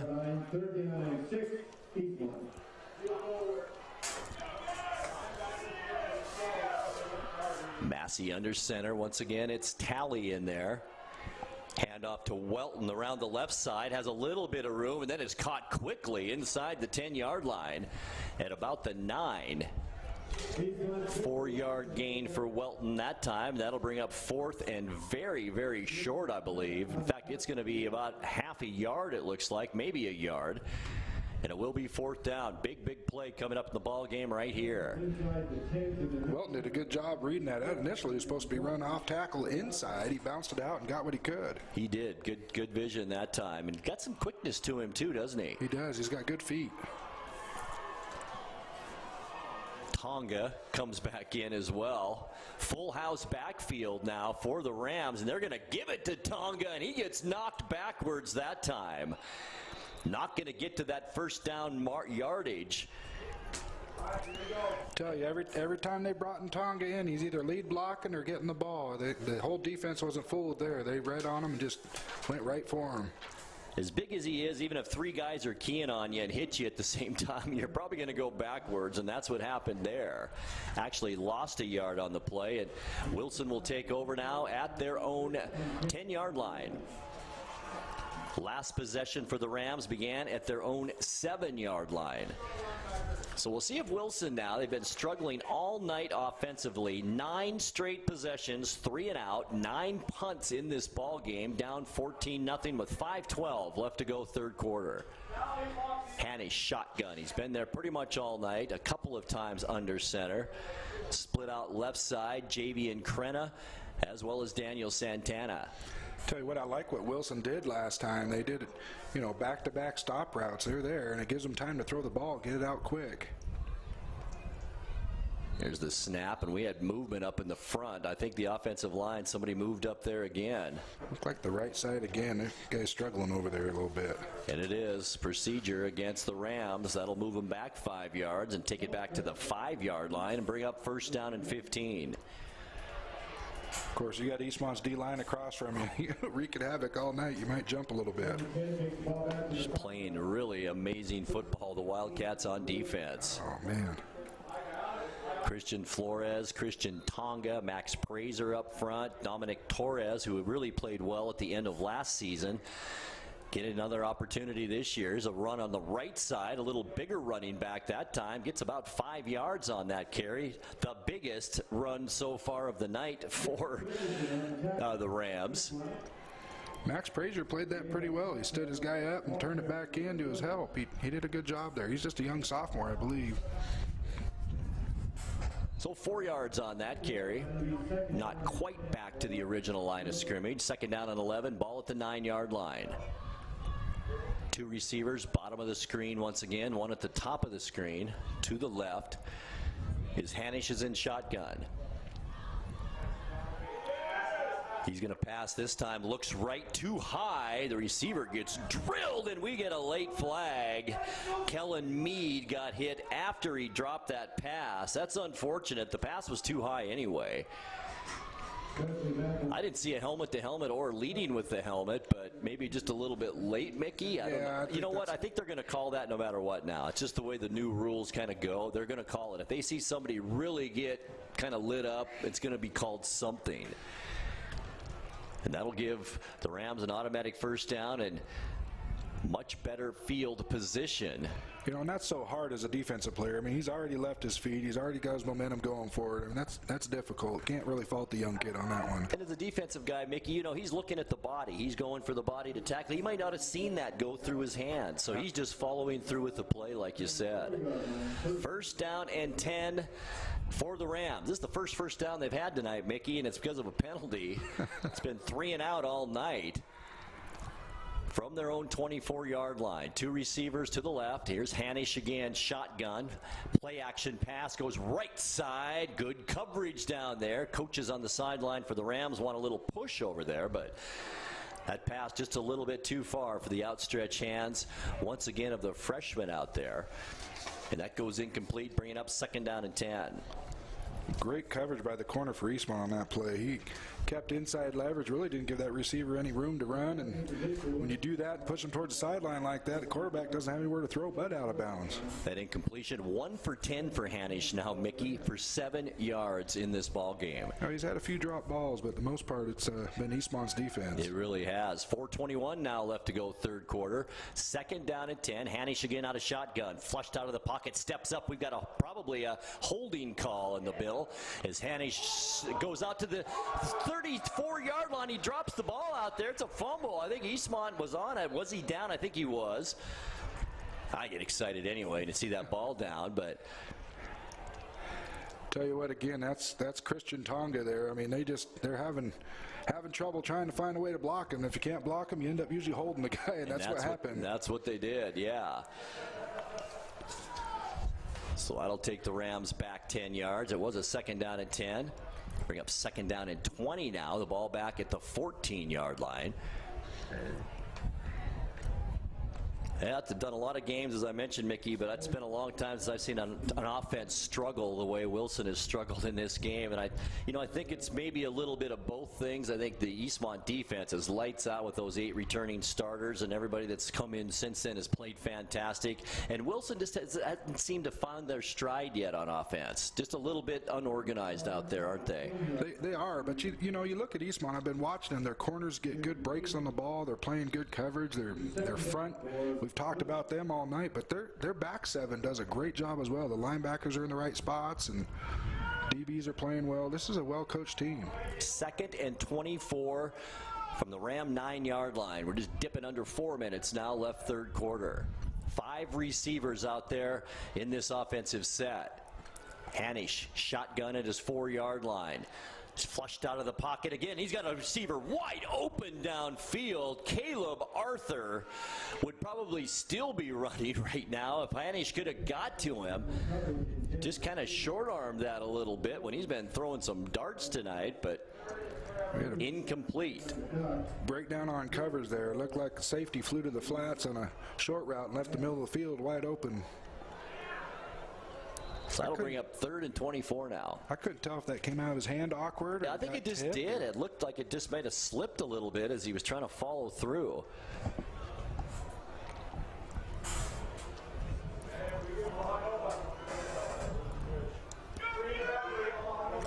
Got another freshman in there at running back now, Vincent Galaves, 5'8", 135-pound freshman out there on 3rd and 24. Hanish back to pass, a blitz, and the ball's tipped and then picked up by the Wildcats. 15, 10-yard line, still on his feet. 5, 4, touchdown Wildcats.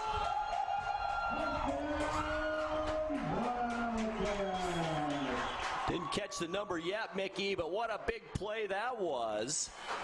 Again, it looked like Wilson had 2 receivers right in the same area. It did. It really did. But Eastmont playing great defense like we've talked about all night. Looks like number 7, I believe that's an outside linebacker for Eastmont, Jeremy Jorgensen. Great play on his part. And then how about the speed he showed there at the end? Wow, around great the edge. cut back from the middle to the outside, and Eastmont on the board again, 20-0. They needed that. I'm thinking that, yeah, I think, I heard the fan yell at, I think it was McElwain on that interception, Mickey. Was it McElwain? I do think so. Wesley McElwain, number 3, the defensive back. Either way, it's a great play. Here's the 2-point conversion now by Eastmont. Throw into the corner just over the outstretched hands. Someone down for Eastmont down there. Tanner Nelson, the intended receiver. There is a Wildcat down. Looks like Jack Gundman's son, possibly number 51 for the Wildcats. I hate to speculate, but 61 rather. Carson Payne, the junior lineman, 6 feet, 210 pounds, coming off a little bit slowly, but doesn't look too serious. As Eastmont, once again, Mickey, this time on defense, and boy, have they deserved it in this ball game. Eastmont now with the 20-0 lead. 2-point conversion, no good, but what a great play. And the struggles for Wilson continue here on this 2-8 season last year. You'd think they'd want to start a little bit better too. I think they probably thought of this road game. It's a good game for us, but they have a lot of work to do in that Pierce County League, and that's a tough league with teams like Lincoln, Lakes Stadium in that league. It's tough. Very tough league they're in. First game. Right. They got a lot to work on after this, but they can go home and fix it and see what happens the rest of the year. And there's still a lot of time left. It's still early in the third quarter here. 3 minutes, 34 seconds left. Eastmont now on top, 20-0. Boy, we talked about keys to the second half at halftime, Mickey, and you said steady as she goes for the Wildcats, and they've done almost a carbon copy of the first half, except now a turnover on defense for a touchdown. But this defense, they're the most valuable player in this ball game, that's for sure. The entire unit out there just been outstanding. Absolutely. Again, we talked about the front all night, and there it is, the corner making a great play, having good coverage all night long and getting in the end zone. Here's Massey now to kick off. Once again, back deep is Daniel Santana. And Santana's going to pick it up at the goal line, out to the 10, the 15, the 20. Corralled there, still on his feet, then gang tackled at the 20.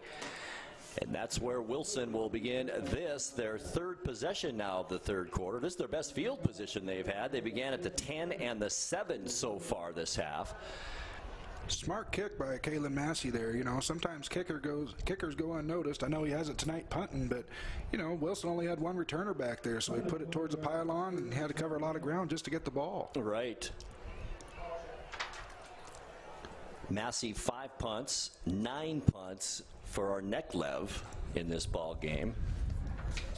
But they did break the streak, Mickey. They had 4 plays on that last possession because of the penalty, so... But that turned into an interception and a touchdown. Right. So here we go. Third possession for the Rams at their own 20-yard line. Handoff left side. Hit hard at about the 22. Make it the 21-yard line. Very minimal gain that time. Nice hit by Jaron Snyder. Way to step up in the hole. Playing very good defense tonight. Also some help there from Dominic Torres in on that stop. Second down and 9 after that 1-yard pickup as we dip under 3 minutes now left to go here in this third quarter. Hanish shotgun movement again, or is this defensive? This is going to be big boy Tonga. He got a little excited there. Hanish has been trying that hard count all night long. I think it's got his players more than it has Eastmont, but it did catch Tonga that time. And that'll give the Rams 5 extra yards. So it'll bring up second down and 4 now. Ball at the 26-yard line. Kellen Mead at the bottom of the screen. 2 receivers split out top of the screen. It's Krenna and Arthur. Hanish the handoff up the middle, very close to first down yardage at the 30-yard line on a 2nd and 4. This could bring up 3rd and short. Nope, that's a first down, and that is the first one of the night. Looked like freshman Hunter Moore, number 36, got in on the play there. Came in at linebacker and first down of the night. Unbelievable. Once again, 20-0 with 2.5 minutes now left to go here in this third quarter. Hanish shotgun. 3 receivers in the set. Gets the snap. Handoff goes up the middle. A big hole again up the middle. And this time it's Vincent Galaviz, the freshman running back, picking up about 5 yards on the carry. Another tackle by freshman Hunter Moore. It's always fun to see when you can get a freshman out there and he makes 2 plays in a row. Sure. Bright future for these kids. Now check it out. The big linebacker, Stephen Turner, comes out on offense. Number 2, 240-pounder. See if they run behind him. Hanish goes back in shotgun on this 2nd and 6. High snap. It's corralled. Once again, Galavez on the carries. Grabbed and then thrown down by Schneider at about the 38-yard line. That'll bring up 3rd down and short. Holding on to the tackle, Jaron Schneider for the Wildcats. Tell you what, Snyder misses that tackle. He might have got a first down there. I agree. Ball at the 37-yard line, 3rd down. 3rd down and 4. Ball at the 37 of the Rams. Can they get 2 consecutive first downs here? Be the first time tonight if they do, as we approach 1 minute left now in this third quarter. Hanish shotgun. Looks like Eastmont might bring pressure here. Galaviz once again in the backfield. Got a little early jump there. No call. Tries it up the middle. Doesn't quite get to the 40, and that'll be short. Needs to get to the 41-yard line. In fact, I think he'll be 2 yards short. Good play by Max Frazier. Down at the 39, and it will be 4th down and 2. And the Rams really have no choice but to go for it here. Down by 20 with 37 seconds left to go now, third quarter.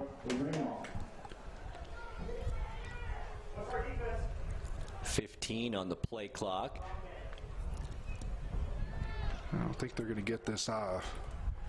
8 seconds now. It better be quick. Hanish looking right side. 3 receivers out there. 4, 3, 2, 1. And they are not going to get it off. Maybe called a time. Yes, they did, just in time. So timeout called by Wilson. We'll take one as well. says... Hi, I'm Kevin Prosser, and this is my print shop, Color Effects in Cashmere. Color Effects offers screen printing, embroidery, and digital printing on t-shirts, jerseys, bags, banners, signs, and more. With 30 years experience, you won't be disappointed with the quality and quick turnaround times you will get at more than a fair price. Please call Color FX. So Wilson facing a 4th down and 2, end of the 3rd period upon us here. Ball at the 39-yard line. And we'll see what the Rams come up with here. Like you said, Mickey, they don't really have much choice, do they? No, they really don't. And neither team's really moving the ball that well offensively, so I understand this play call. 12.7 seconds left to go here, 3rd quarter. Rams need to get 2 yards for a 1st down, ball at their own 39. Diego Franco now in at running back. We have seen a lot of running backs out here tonight. 5'10", 173-pound junior for Wilson. And we had movement up front. That's going to help the Wildcats. I think number 56 right there, the guilty party, Julian Kloby. The left tackle moved just slightly there, and that'll bring up 4th down and 7 now. And that changes the plan a little bit for Coach Robinson. 56 may just get a talking to when he comes off the field for that one. That was a big, really big possession for the Rams here. And instead, our Neklev comes on for another punt. There's short guys out there. There they go. This will be our Neklev's 10th punt of this ball game. You don't know if teams have it designed this early in the season, especially being the first game, but, you know. Eastmont had no one back, thinking maybe it would be a fake punt. Boy, it's a favorable Eastmont bounce. It'll be down at the 34-yard line. 3.8 seconds left to go here in the 3rd quarter, and that's where Eastmont will start. Looks like defensive coordinator Coach Foster I was thinking the same thing he was. They had nothing to lose there, but to maybe do a fake punt. Well, that's a good precaution, that's for sure, on the part of the Eastmont coaching staff. Looks like we might have a different quarterback now, too. Looks like Everhart checked into the game. Carson Everhart, 6'6", 185. He's a junior now. He'll be in probably the rest of the way, the 4th quarter for the Wildcats. Everhart under center. Handoff goes up the middle, and a nice tackle. Nowhere to go for Tally that time. And the big linebacker, Stephen Turner, on the stop. And that will do it for the 3rd quarter here at Wildcat Stadium. Opening night of football here on the NCWLIFE channel. And at the end of 3, it's Eastmont 20 and Wilson nothing. 4th quarter action coming your way in 1 minute. Stay with us. Können Sie mir das Problem sagen? Meinen Zylinder überschwimmt. Flute, ich habe mein Fugen verloren. Keine Sorge. Global Car Care. We speak your car's language. Fragenschlussen. You. Well, I got a leaky transmission, my head gasket's shot, and I could use some new brake pads. That dog don't hunt. Global Car Care. We speak your car or truck's language. You don't want to see this happen. It's the oil light on your car. Oil is the lube of life for your car's engine. At Alignment Pros and Express Lube, they pour the best oil your car deserves. Expect fast, friendly, superior service in a clean environment. They'll change your oil and perform a 21-point inspection while you enjoy the comfort of their amazing waiting room. Keep your car in top shape at Alignment Pros and Express Lube in East Wenatchee. Grant Olson along with Mickey White as we begin the 4th quarter of play here from Wildcat Stadium. Eastmont has it, 1st down and 10. Carson Everhart, the quarterback, in now for Massey. Handoff goes to Welton. Not misdirection once again. Gets to the 35, but that's about it. Short gain of 1 that time for Welton. That'll bring up 3rd down for the Wildcats. 3rd down and about 9.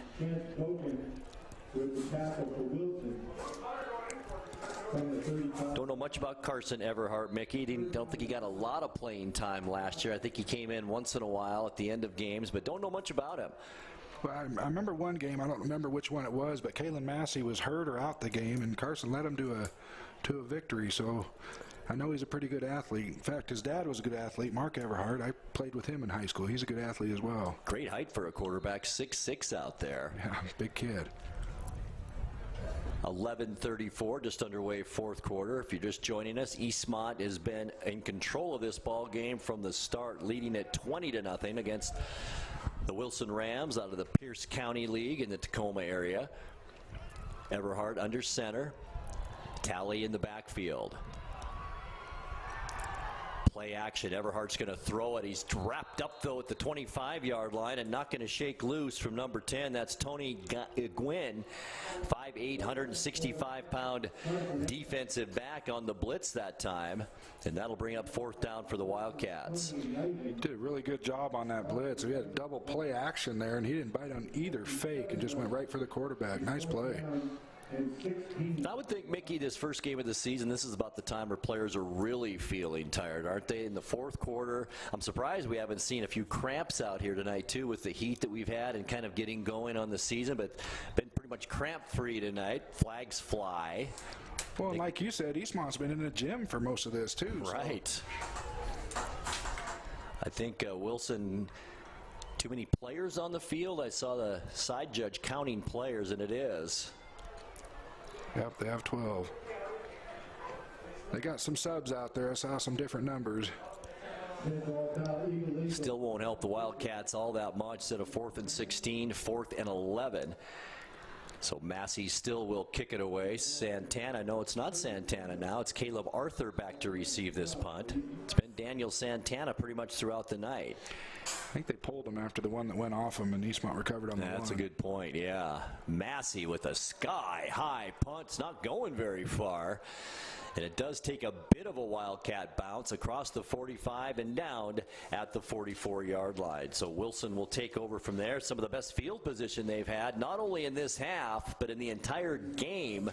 Mickey, this is the second best field position that Wilson has had, other than the 49-yard line on their second possession of the game. Tough to score a lot of points when you have to go 70-plus yards to score. That's right.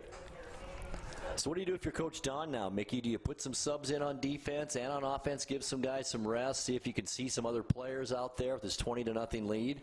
Absolutely. I mean, until Wilson shows they can really threaten, plus you're up 20-0 like you mentioned, you got to see what the rest of your team's capable of. And he did that last series. He put Hunter Moore in at linebacker and had Everhart in on offense. So he's getting some guys some other reps. Hanisch back to pass, and he's going to get caught in the backfield at the 35-yard line, and that's going to be a loss of about 9 yards. Max Spencer's looks like injury down there, Mickey. Is that who you're seeing? Yep. He is on the field, as you can see on camera. It looks like his leg isn't doing really well. Loss of 9 on that sack. Well, he's coming off at least under his own power, Mickey. Tough kid. He comes from a tough family. His dad, longtime wrestling coach and state champion here, Matt Prager at Eastmont. Max is a tough kid. Only a sophomore as well. All right, 2nd and 18 now after that sack for the Rams. Boy, Hanisch just can't get anything going on offense, that's for sure. Back there in the backfield with him once again, Diego Franco. Handoff up the middle, and there's a big hole. That's Franco. First down yardage. Got to the sticks, needed 18 and got it. Number 32, Diego Franco, with that 18-yard run. They're going to mark him a little bit short of that first.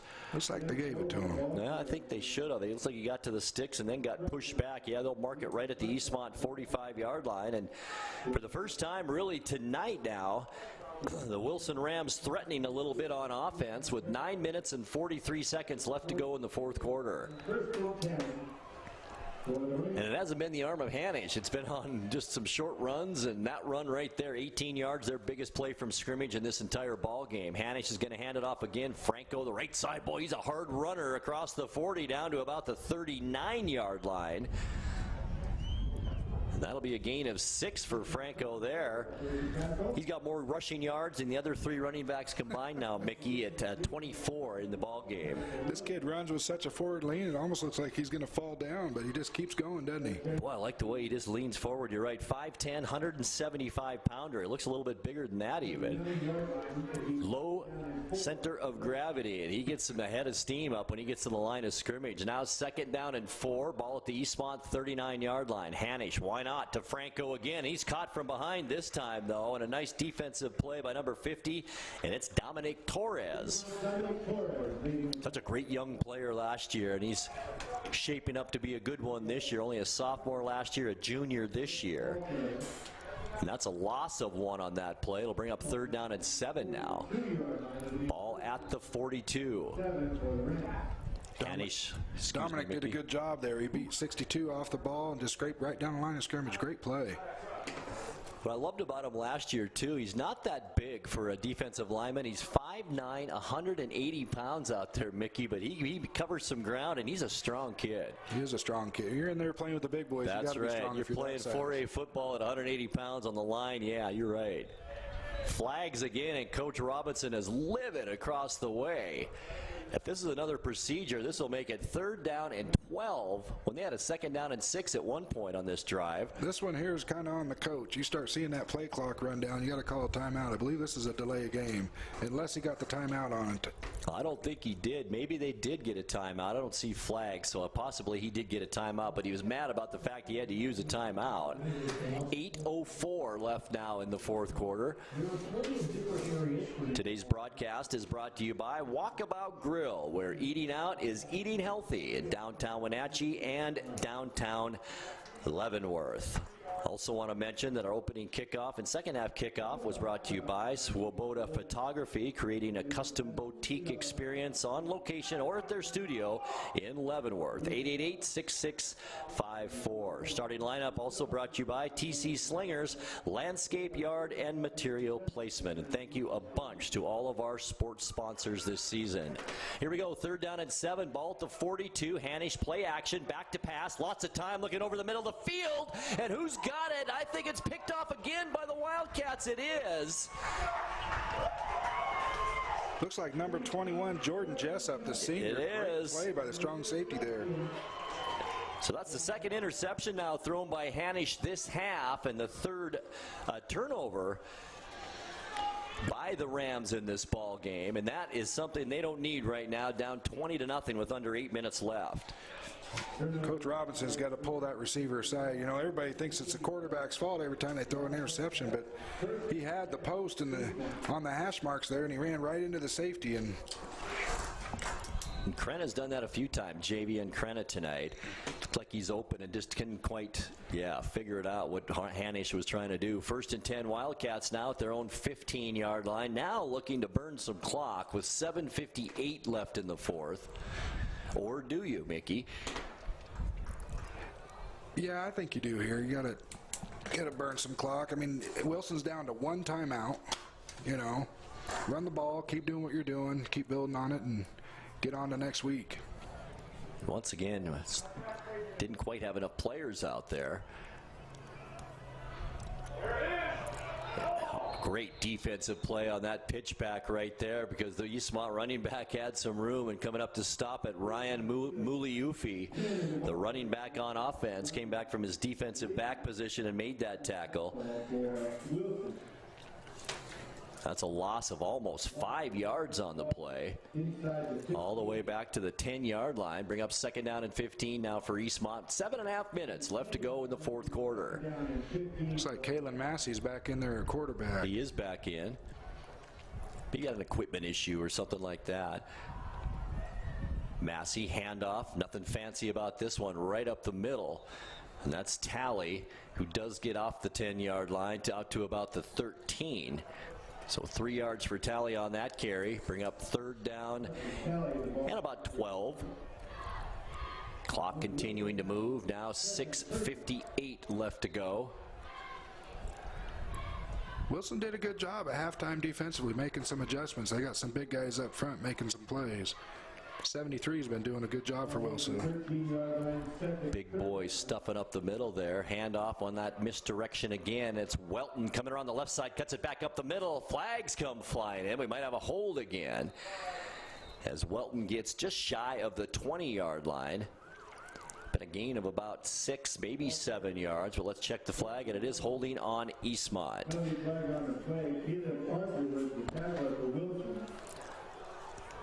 Boy, that's too bad. Eastmont's, what is that, about the 7th time this game? I'm telling you, Mickey, this score, it could be 31-0 instead of 20-0 really easily. Absolutely.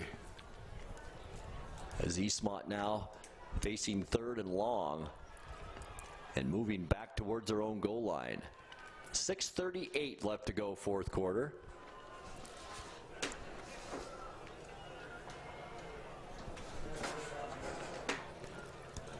A little bit of a holdup here as the official over talking to Coach Robinson. They are going to decline that penalty, Mickey. I was kind of wondering what they'd do here. Brings up 4th down, or do you give Eastmont 3rd down and 17? Yeah, deep in this territory, that's the right call there by Coach Robinson. You need the ball back. You only have 1 timeout. You don't want to give Eastmont another rep. Run some more clock off. So 4th down and 7. Ball placed at the Eastmont 19-yard line. 6:38 left to go, 4th quarter. Massey on to punt. Once again, back deep is Caleb Arthur, the 5'10", 170-pound senior for the Rams. Eastmont gets a player late onto the field.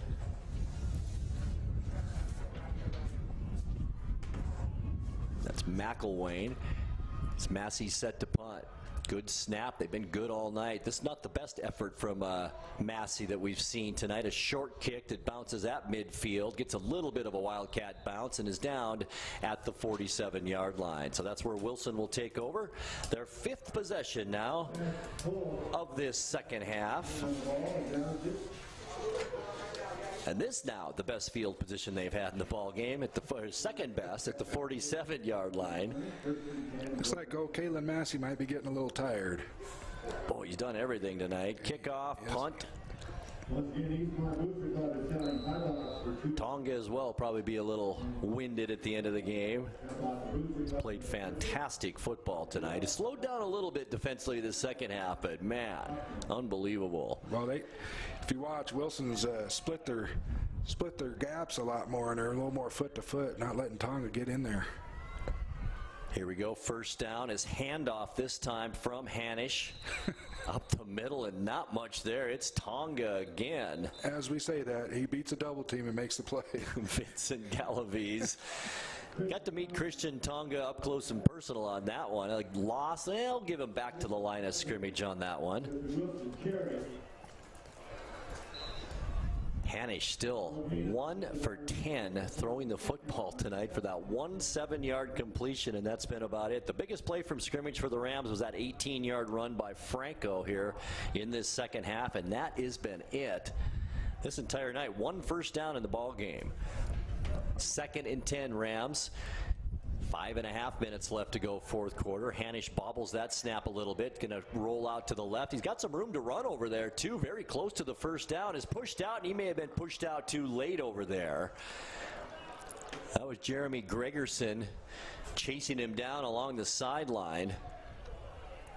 Looked awfully close, didn't it, for all the way across the field, so it's hard for us to tell just how close he was to that sideline, but I think that's going to be a personal foul. Yeah, that's tough. Your momentum's going with you, and hard to put on the brakes when you're sprinting like that towards the sideline. It's probably about the 4th or 5th personal foul we've seen tonight too, isn't it? Saw an unsportsmanlike at one point, a couple personal fouls. The 2nd personal foul, yes, on Eastmont, and an unsportsmanlike. I'm sure Coach Don will address that on Monday as well. If not sooner, right? Maybe at the end of the game. Might get some conditioning in. Well, that'll give the Rams good field position now. In fact, great field position all the way down to the Eastmont 30-yard line. 1st down and 10, Wilson. 5:19 left to go. Hanish stays in at quarterback with Galaviz in the backfield. In fact, 2 running backs back there, I think for blocking purposes more than anything. As Hanisch stays in shotgun. No drop back at all, and he is under pressure immediately and gets dropped at the 35-yard line. Loss of 5 yards on the play there, dropped by Will Rounds, who's in there now, 5'8", 175-pound sophomore defensive lineman. That's awesome. Second down at 15. Eastmont's getting play out of everyone tonight. And what a great way to start the year for the Wildcats, really is. You know, everybody was kind of, oh boy, this Pierce County League, they're pretty tough over there. It's a tough game for Eastmont, but they have been up to the task and more here tonight. 4:41 left. Hanisch shotgun. Screen pass set up nicely to the 25-yard line, the 20, and what a hit out there at the 24-yard line. On the reception, Caleb Arthur. That was a great call by Wilson there. Eastmont's pressure has been there all night long with the D-line. Let him come upfield, screen pass, nice call. 10 yards on that play, about 11 as a matter of fact. That gives Hanisch 18 yards now on the night. Arthur on that 11-yard reception. And 3rd down and 2 for the Rams at the Eastmont 22-yard line as we dip below 4 minutes now left in the game. Hanisch shotgun, the running back, Diego Franco in there. He's had a pretty good night running the football with 26 yards on 3 carries. Hanisch back to pass, looks right, comes that way and telegraphed it and almost picked off. That would have been a pick 6 right there for the Wildcats. Oscar Cavillo, great jump. Boy, he read that all the way. That was a great defensive back play. And I'll tell you, that's a pick 6 all the way right there. That'll bring up 4th down and 2 now, more importantly for the Rams. Needing a 1st down badly as time is running out on Wilson. Down 20-0 with 3:43 left. Hanisch in shotgun. Ryan Muliufi back out there at running back. See by the shot on your screen there, Hanisch, a big quarterback. We mentioned it at 6'4". He's going to give it to Muliufi up the middle, and he hasn't had any success all night long, and Wilson will not get there. And the defense holds. A great play by Jaron Snyder and the rest of the gang, getting there, just reading that right off the bat. Shooting downhill and making the stop. Boy, and Eastmont will take over now at their own 22-yard line with 3:38 left to go in the game. You know, Diego Franco had 2 good runs for Wilson that last series, and I haven't seen him touch the ball since. Yeah, 3 carries, 26 yards in this game. Yeah. And that isn't too far off from the total yards on offense in this game for Wilson. 1st down 10, Wildcats. Massey back out there, handoff up the middle, across the 25 to about the 26-yard line. It's a gain of 4. Bring up 2nd down and 6 now for Eastmont. Clock continuing to move. 3:22 left now.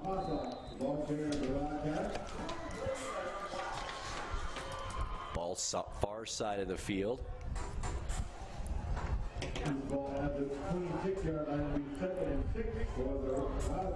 2nd and 6 for the Wildcats. Massey still out there at quarterback. Misdirection, and it's handed off up the middle, and big Stephen Turner with the stop there. Big number 2, the 6', 240-pound linebacker with the tackle. They're going to give about a yard to the Wildcats, and that'll bring up 3rd down and about 5 now. Looks like that's young sophomore Austin Popoff getting some time out there running the ball. Did carry it a little bit earlier too, I believe. Popoff only a sophomore, as Mickey mentioned. 5'9", 170-pounder, still in there. Massey under center as we get close to now 2 minutes left in this game. Eastmont going to pick up the win here. First game of the season. Handoff and a nice defensive play again. Wildcat running back caught from behind that time, and that's probably a loss of 2, bringing up 4th down for the Wildcats.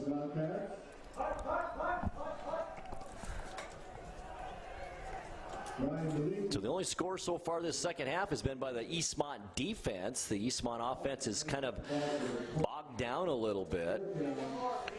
4 punts. This will be the 5th punt this half, and turned it over on downs once as well this half. As Massey comes on to punt, and once again back to receive the kick, Caleb Arthur for the Wilson Rams. Clock still moving too, Mickey. 1:30 left. That's a tough spot for Eastmont's offense. You know, they're doing the right thing, being sportsmanlike, not putting the ball in the air and running the ball. But you know, Wilson's got everybody in the box and pinning their ears back, and it's a tough spot to be in. And a timeout called by Eastmont. We'll take a break as well. 1:24 left to go in our football game. It's Eastmont 20 and Wilson nothing. We're back to Wildcat Stadium in 60 seconds. What's your Automocha emergency? It's a Freedom Mocha with whip. The espresso shakes are my most favorite because I can get any flavor. Peanut butter chocolate for pita. Definitely espresso shakes. My favorite is the mocha for pitas. A peach Red Bull.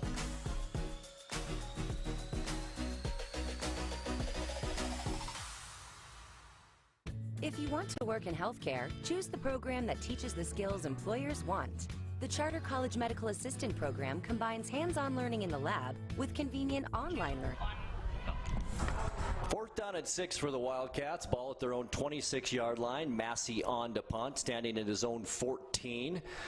Good snap and a high short kick once again by Massey. Gets a nice roll again past midfield and all the way down to the Ram 45-yard line, and that's where Wilson will take over. 1st down and 10 at their own 45. Well, I'll tell you what, Mickey, it's not like the Rams haven't had some field position. They've had it at the 44, the 47, and the 45 in this quarter. They just can't get anything going. 4 plays on all of those drives and then a punt. No, they really can't. Eastmont's defense from, you know, the opening snap all the way through has just played lights out. And that's, you know, now they got a whole unit in there. If you look, they got a bunch of young guys in there. They're giving Tonga and the rest of the gang and the rest of the night off. But Eastmont's defense has just played absolutely amazing tonight. We'll see how this second unit can do against the starters from Wilson now, with Hanish and everybody else still out there for the Rams. And 1:13 left to go, 4th quarter. Hanish shotgun the entire game, looks right, goes down the middle instead, and that's what you're supposed to do on that set screen. Right up the middle, it's Arthur across the 50, gets tied up at about the 48-yard line. That'll be a gain of about 6 on 1st down for the Rams. Clock continuing to move now at 55 seconds left. Pass complete for Wilson. Across midfield in Eastmont territory. 20-49 and to be second. So an inside screen, gain of 6 on that play. It's Arthur, who has a couple catches now for 17 yards in the game. 2nd down and 4 for the Rams. Ball at the Eastmont 49-yard line with 29 seconds left to go. Hanish shotgun. He's going to go deep this time down the right sideline. Beautiful spiral, but overthrows Santana by about 5 yards. And that goes incomplete, bringing up 3rd down. Tell you what, again, Eastmont's corners play great leverage right there. When you play a receiver inside shade and they try to run a fade on you, you can use the sideline as half a man. There's really not anywhere for the quarterback to throw the ball. Very well coached. You have to be exactly right on, don't you, on a throw like that. But once again, a good example of what Hanish can do with the football once he throws it in the air. He's got a great arm. Great arm. Just hasn't had much time to throw it. Not too many receivers open tonight. Eastmont's defense has done a great job all around, going for the shutout here tonight with 21 seconds left. Hanish remains in shotgun with Franco in there at running back. Has had a nice night. Ball is bobbled by Hanish on the snap. Going to keep it anyway. He's got to. He gets the 1st down across the 45 down to the 44-yard line with 14 seconds left. And that's 1st down Rams.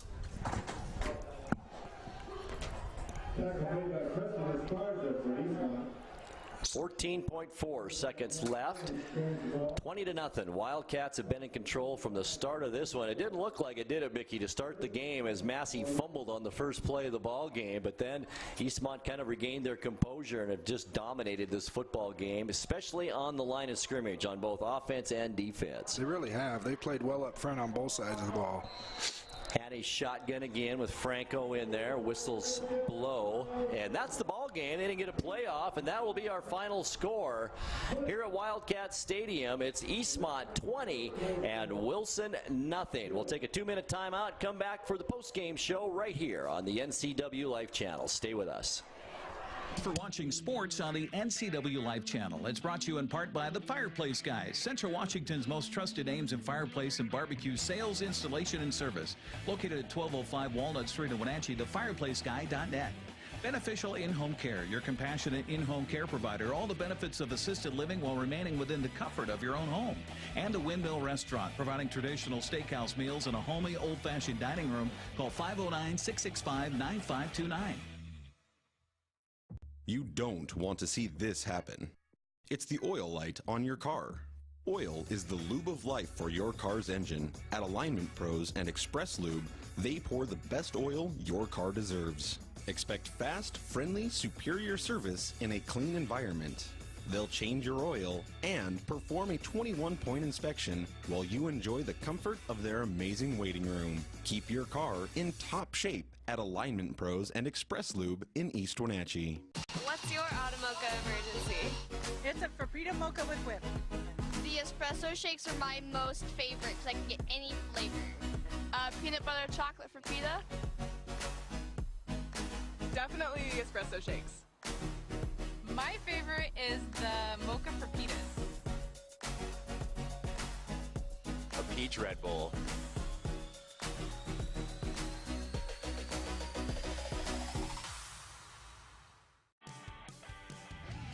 Sports on the NCWLIFE channel is brought to you by Global Car Care. Celebrating 25 years in the car care business, they speak your car's language. One Way Construction, premier custom home builders and construction company for North Central Washington.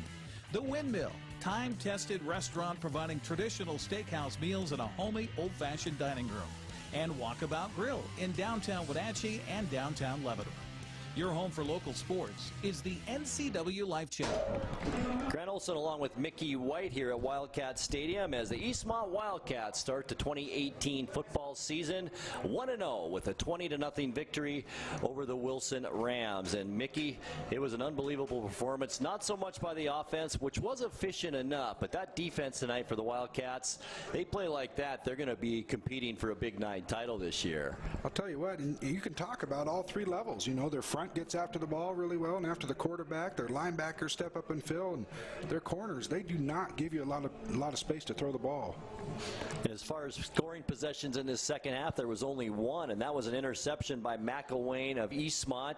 Took it in for a touchdown. The 2-point conversion was not good, and that's where we sat, and that's where we stayed. 20-0 our final score here at Wildcat Stadium. There wasn't much to talk about offensively for either team, and it was just a disaster for Wilson on offense, basically. That first half, 8 straight possessions, 8 straight 3-and-outs with punts, and it wasn't much better in the second half, although they did get 1 first down in the entire ball game. Wilson, unbelievable, isn't it?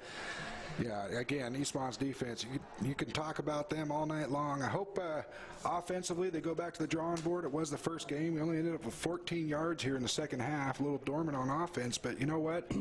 They got the job done, and they're 1-0. And if they can give that, Jack Hanish, the quarterback, a little bit of time, the kid's got an arm, and I think he's got a pretty good presence back there, too. He was just rushed all night, Tonga on his tail, and everybody else on the defense. He just really didn't have time to set and do what he needed to do. Well, those poor kids up front, as well as Eastmont's D-line was playing, if they weren't giving up a sack or hitting the backfield, they were jumping off sides. They were false starting. So, we'll see moving forward for Hanish. I agree with you. He's got a great arm, but they might have some work to do up front. They do. Let's take a look at stats now for the losing team, the Wilson Rams. Only a total of 66 total yards. These are unofficial stats. The quarterback, Jack Hanish, 3 of 12 for 24 yards. Ryan Muliyifi had 7 carries for 2 yards. Caleb Arthur had 6 carries for 4 yards. Krosky, the running back, 6 carries for 10.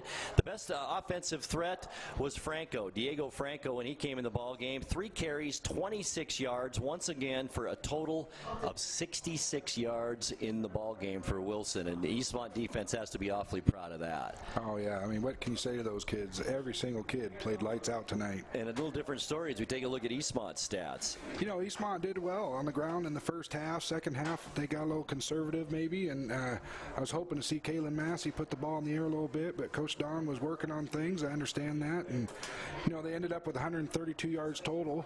Only had the 14 yards in the second half, but, you know, Carson Talley ran the ball extremely well. He had 70 yards on 16 carries and the 2 touchdowns in the first half. On top of the fact that, you know, we talked about earlier, I think there's at least 4 or 5 big plays called back due to penalties. There were. It really could have been a 30-something to nothing ball game. It really could have. Well, that'll do it. Our first broadcast of the season. Eastmont comes away with the win. Our next broadcast, football broadcast anyway, right here on the NCWLIFE channel. Don't miss it. It's Friday, September 14th as Ellensburg travels here to Wildcat Stadium to take on the Wildcats. Kickoff is at 7 o'clock. And we want to thank everyone involved in this broadcast, to Becca back in the studio, to all of our crew here, Dan Kuntz running around and helping us out, Tucker in the van, Jessica, I know I'm forgetting a bunch of people and I apologize, but thank you so much to everyone for your help. And it was fun, Mickey. Thank you. Thank you for having me. This was a blast. You bet. We'll have a great time this season. Once again, our final score from Eastmont Wildcat Stadium, it was Eastmont 20 and Wilson nothing. I'm Grant Olson, and for Mickey White and the whole crew here at Wildcat Stadium, have a great Labor Day weekend and keep it right here on the NCWLIFE channel. Good night, everyone. Good night. Thanks for watching High School Sports on the NCWLIFE channel. Tonight's broadcast was brought to you by Alignment Pros, Automoca, Color FX, Global Car Care, One Way Construction, and the Windmill Restaurant. NCWLIFE channel's coverage is also brought to you by Charter College and the Walkabout Grill.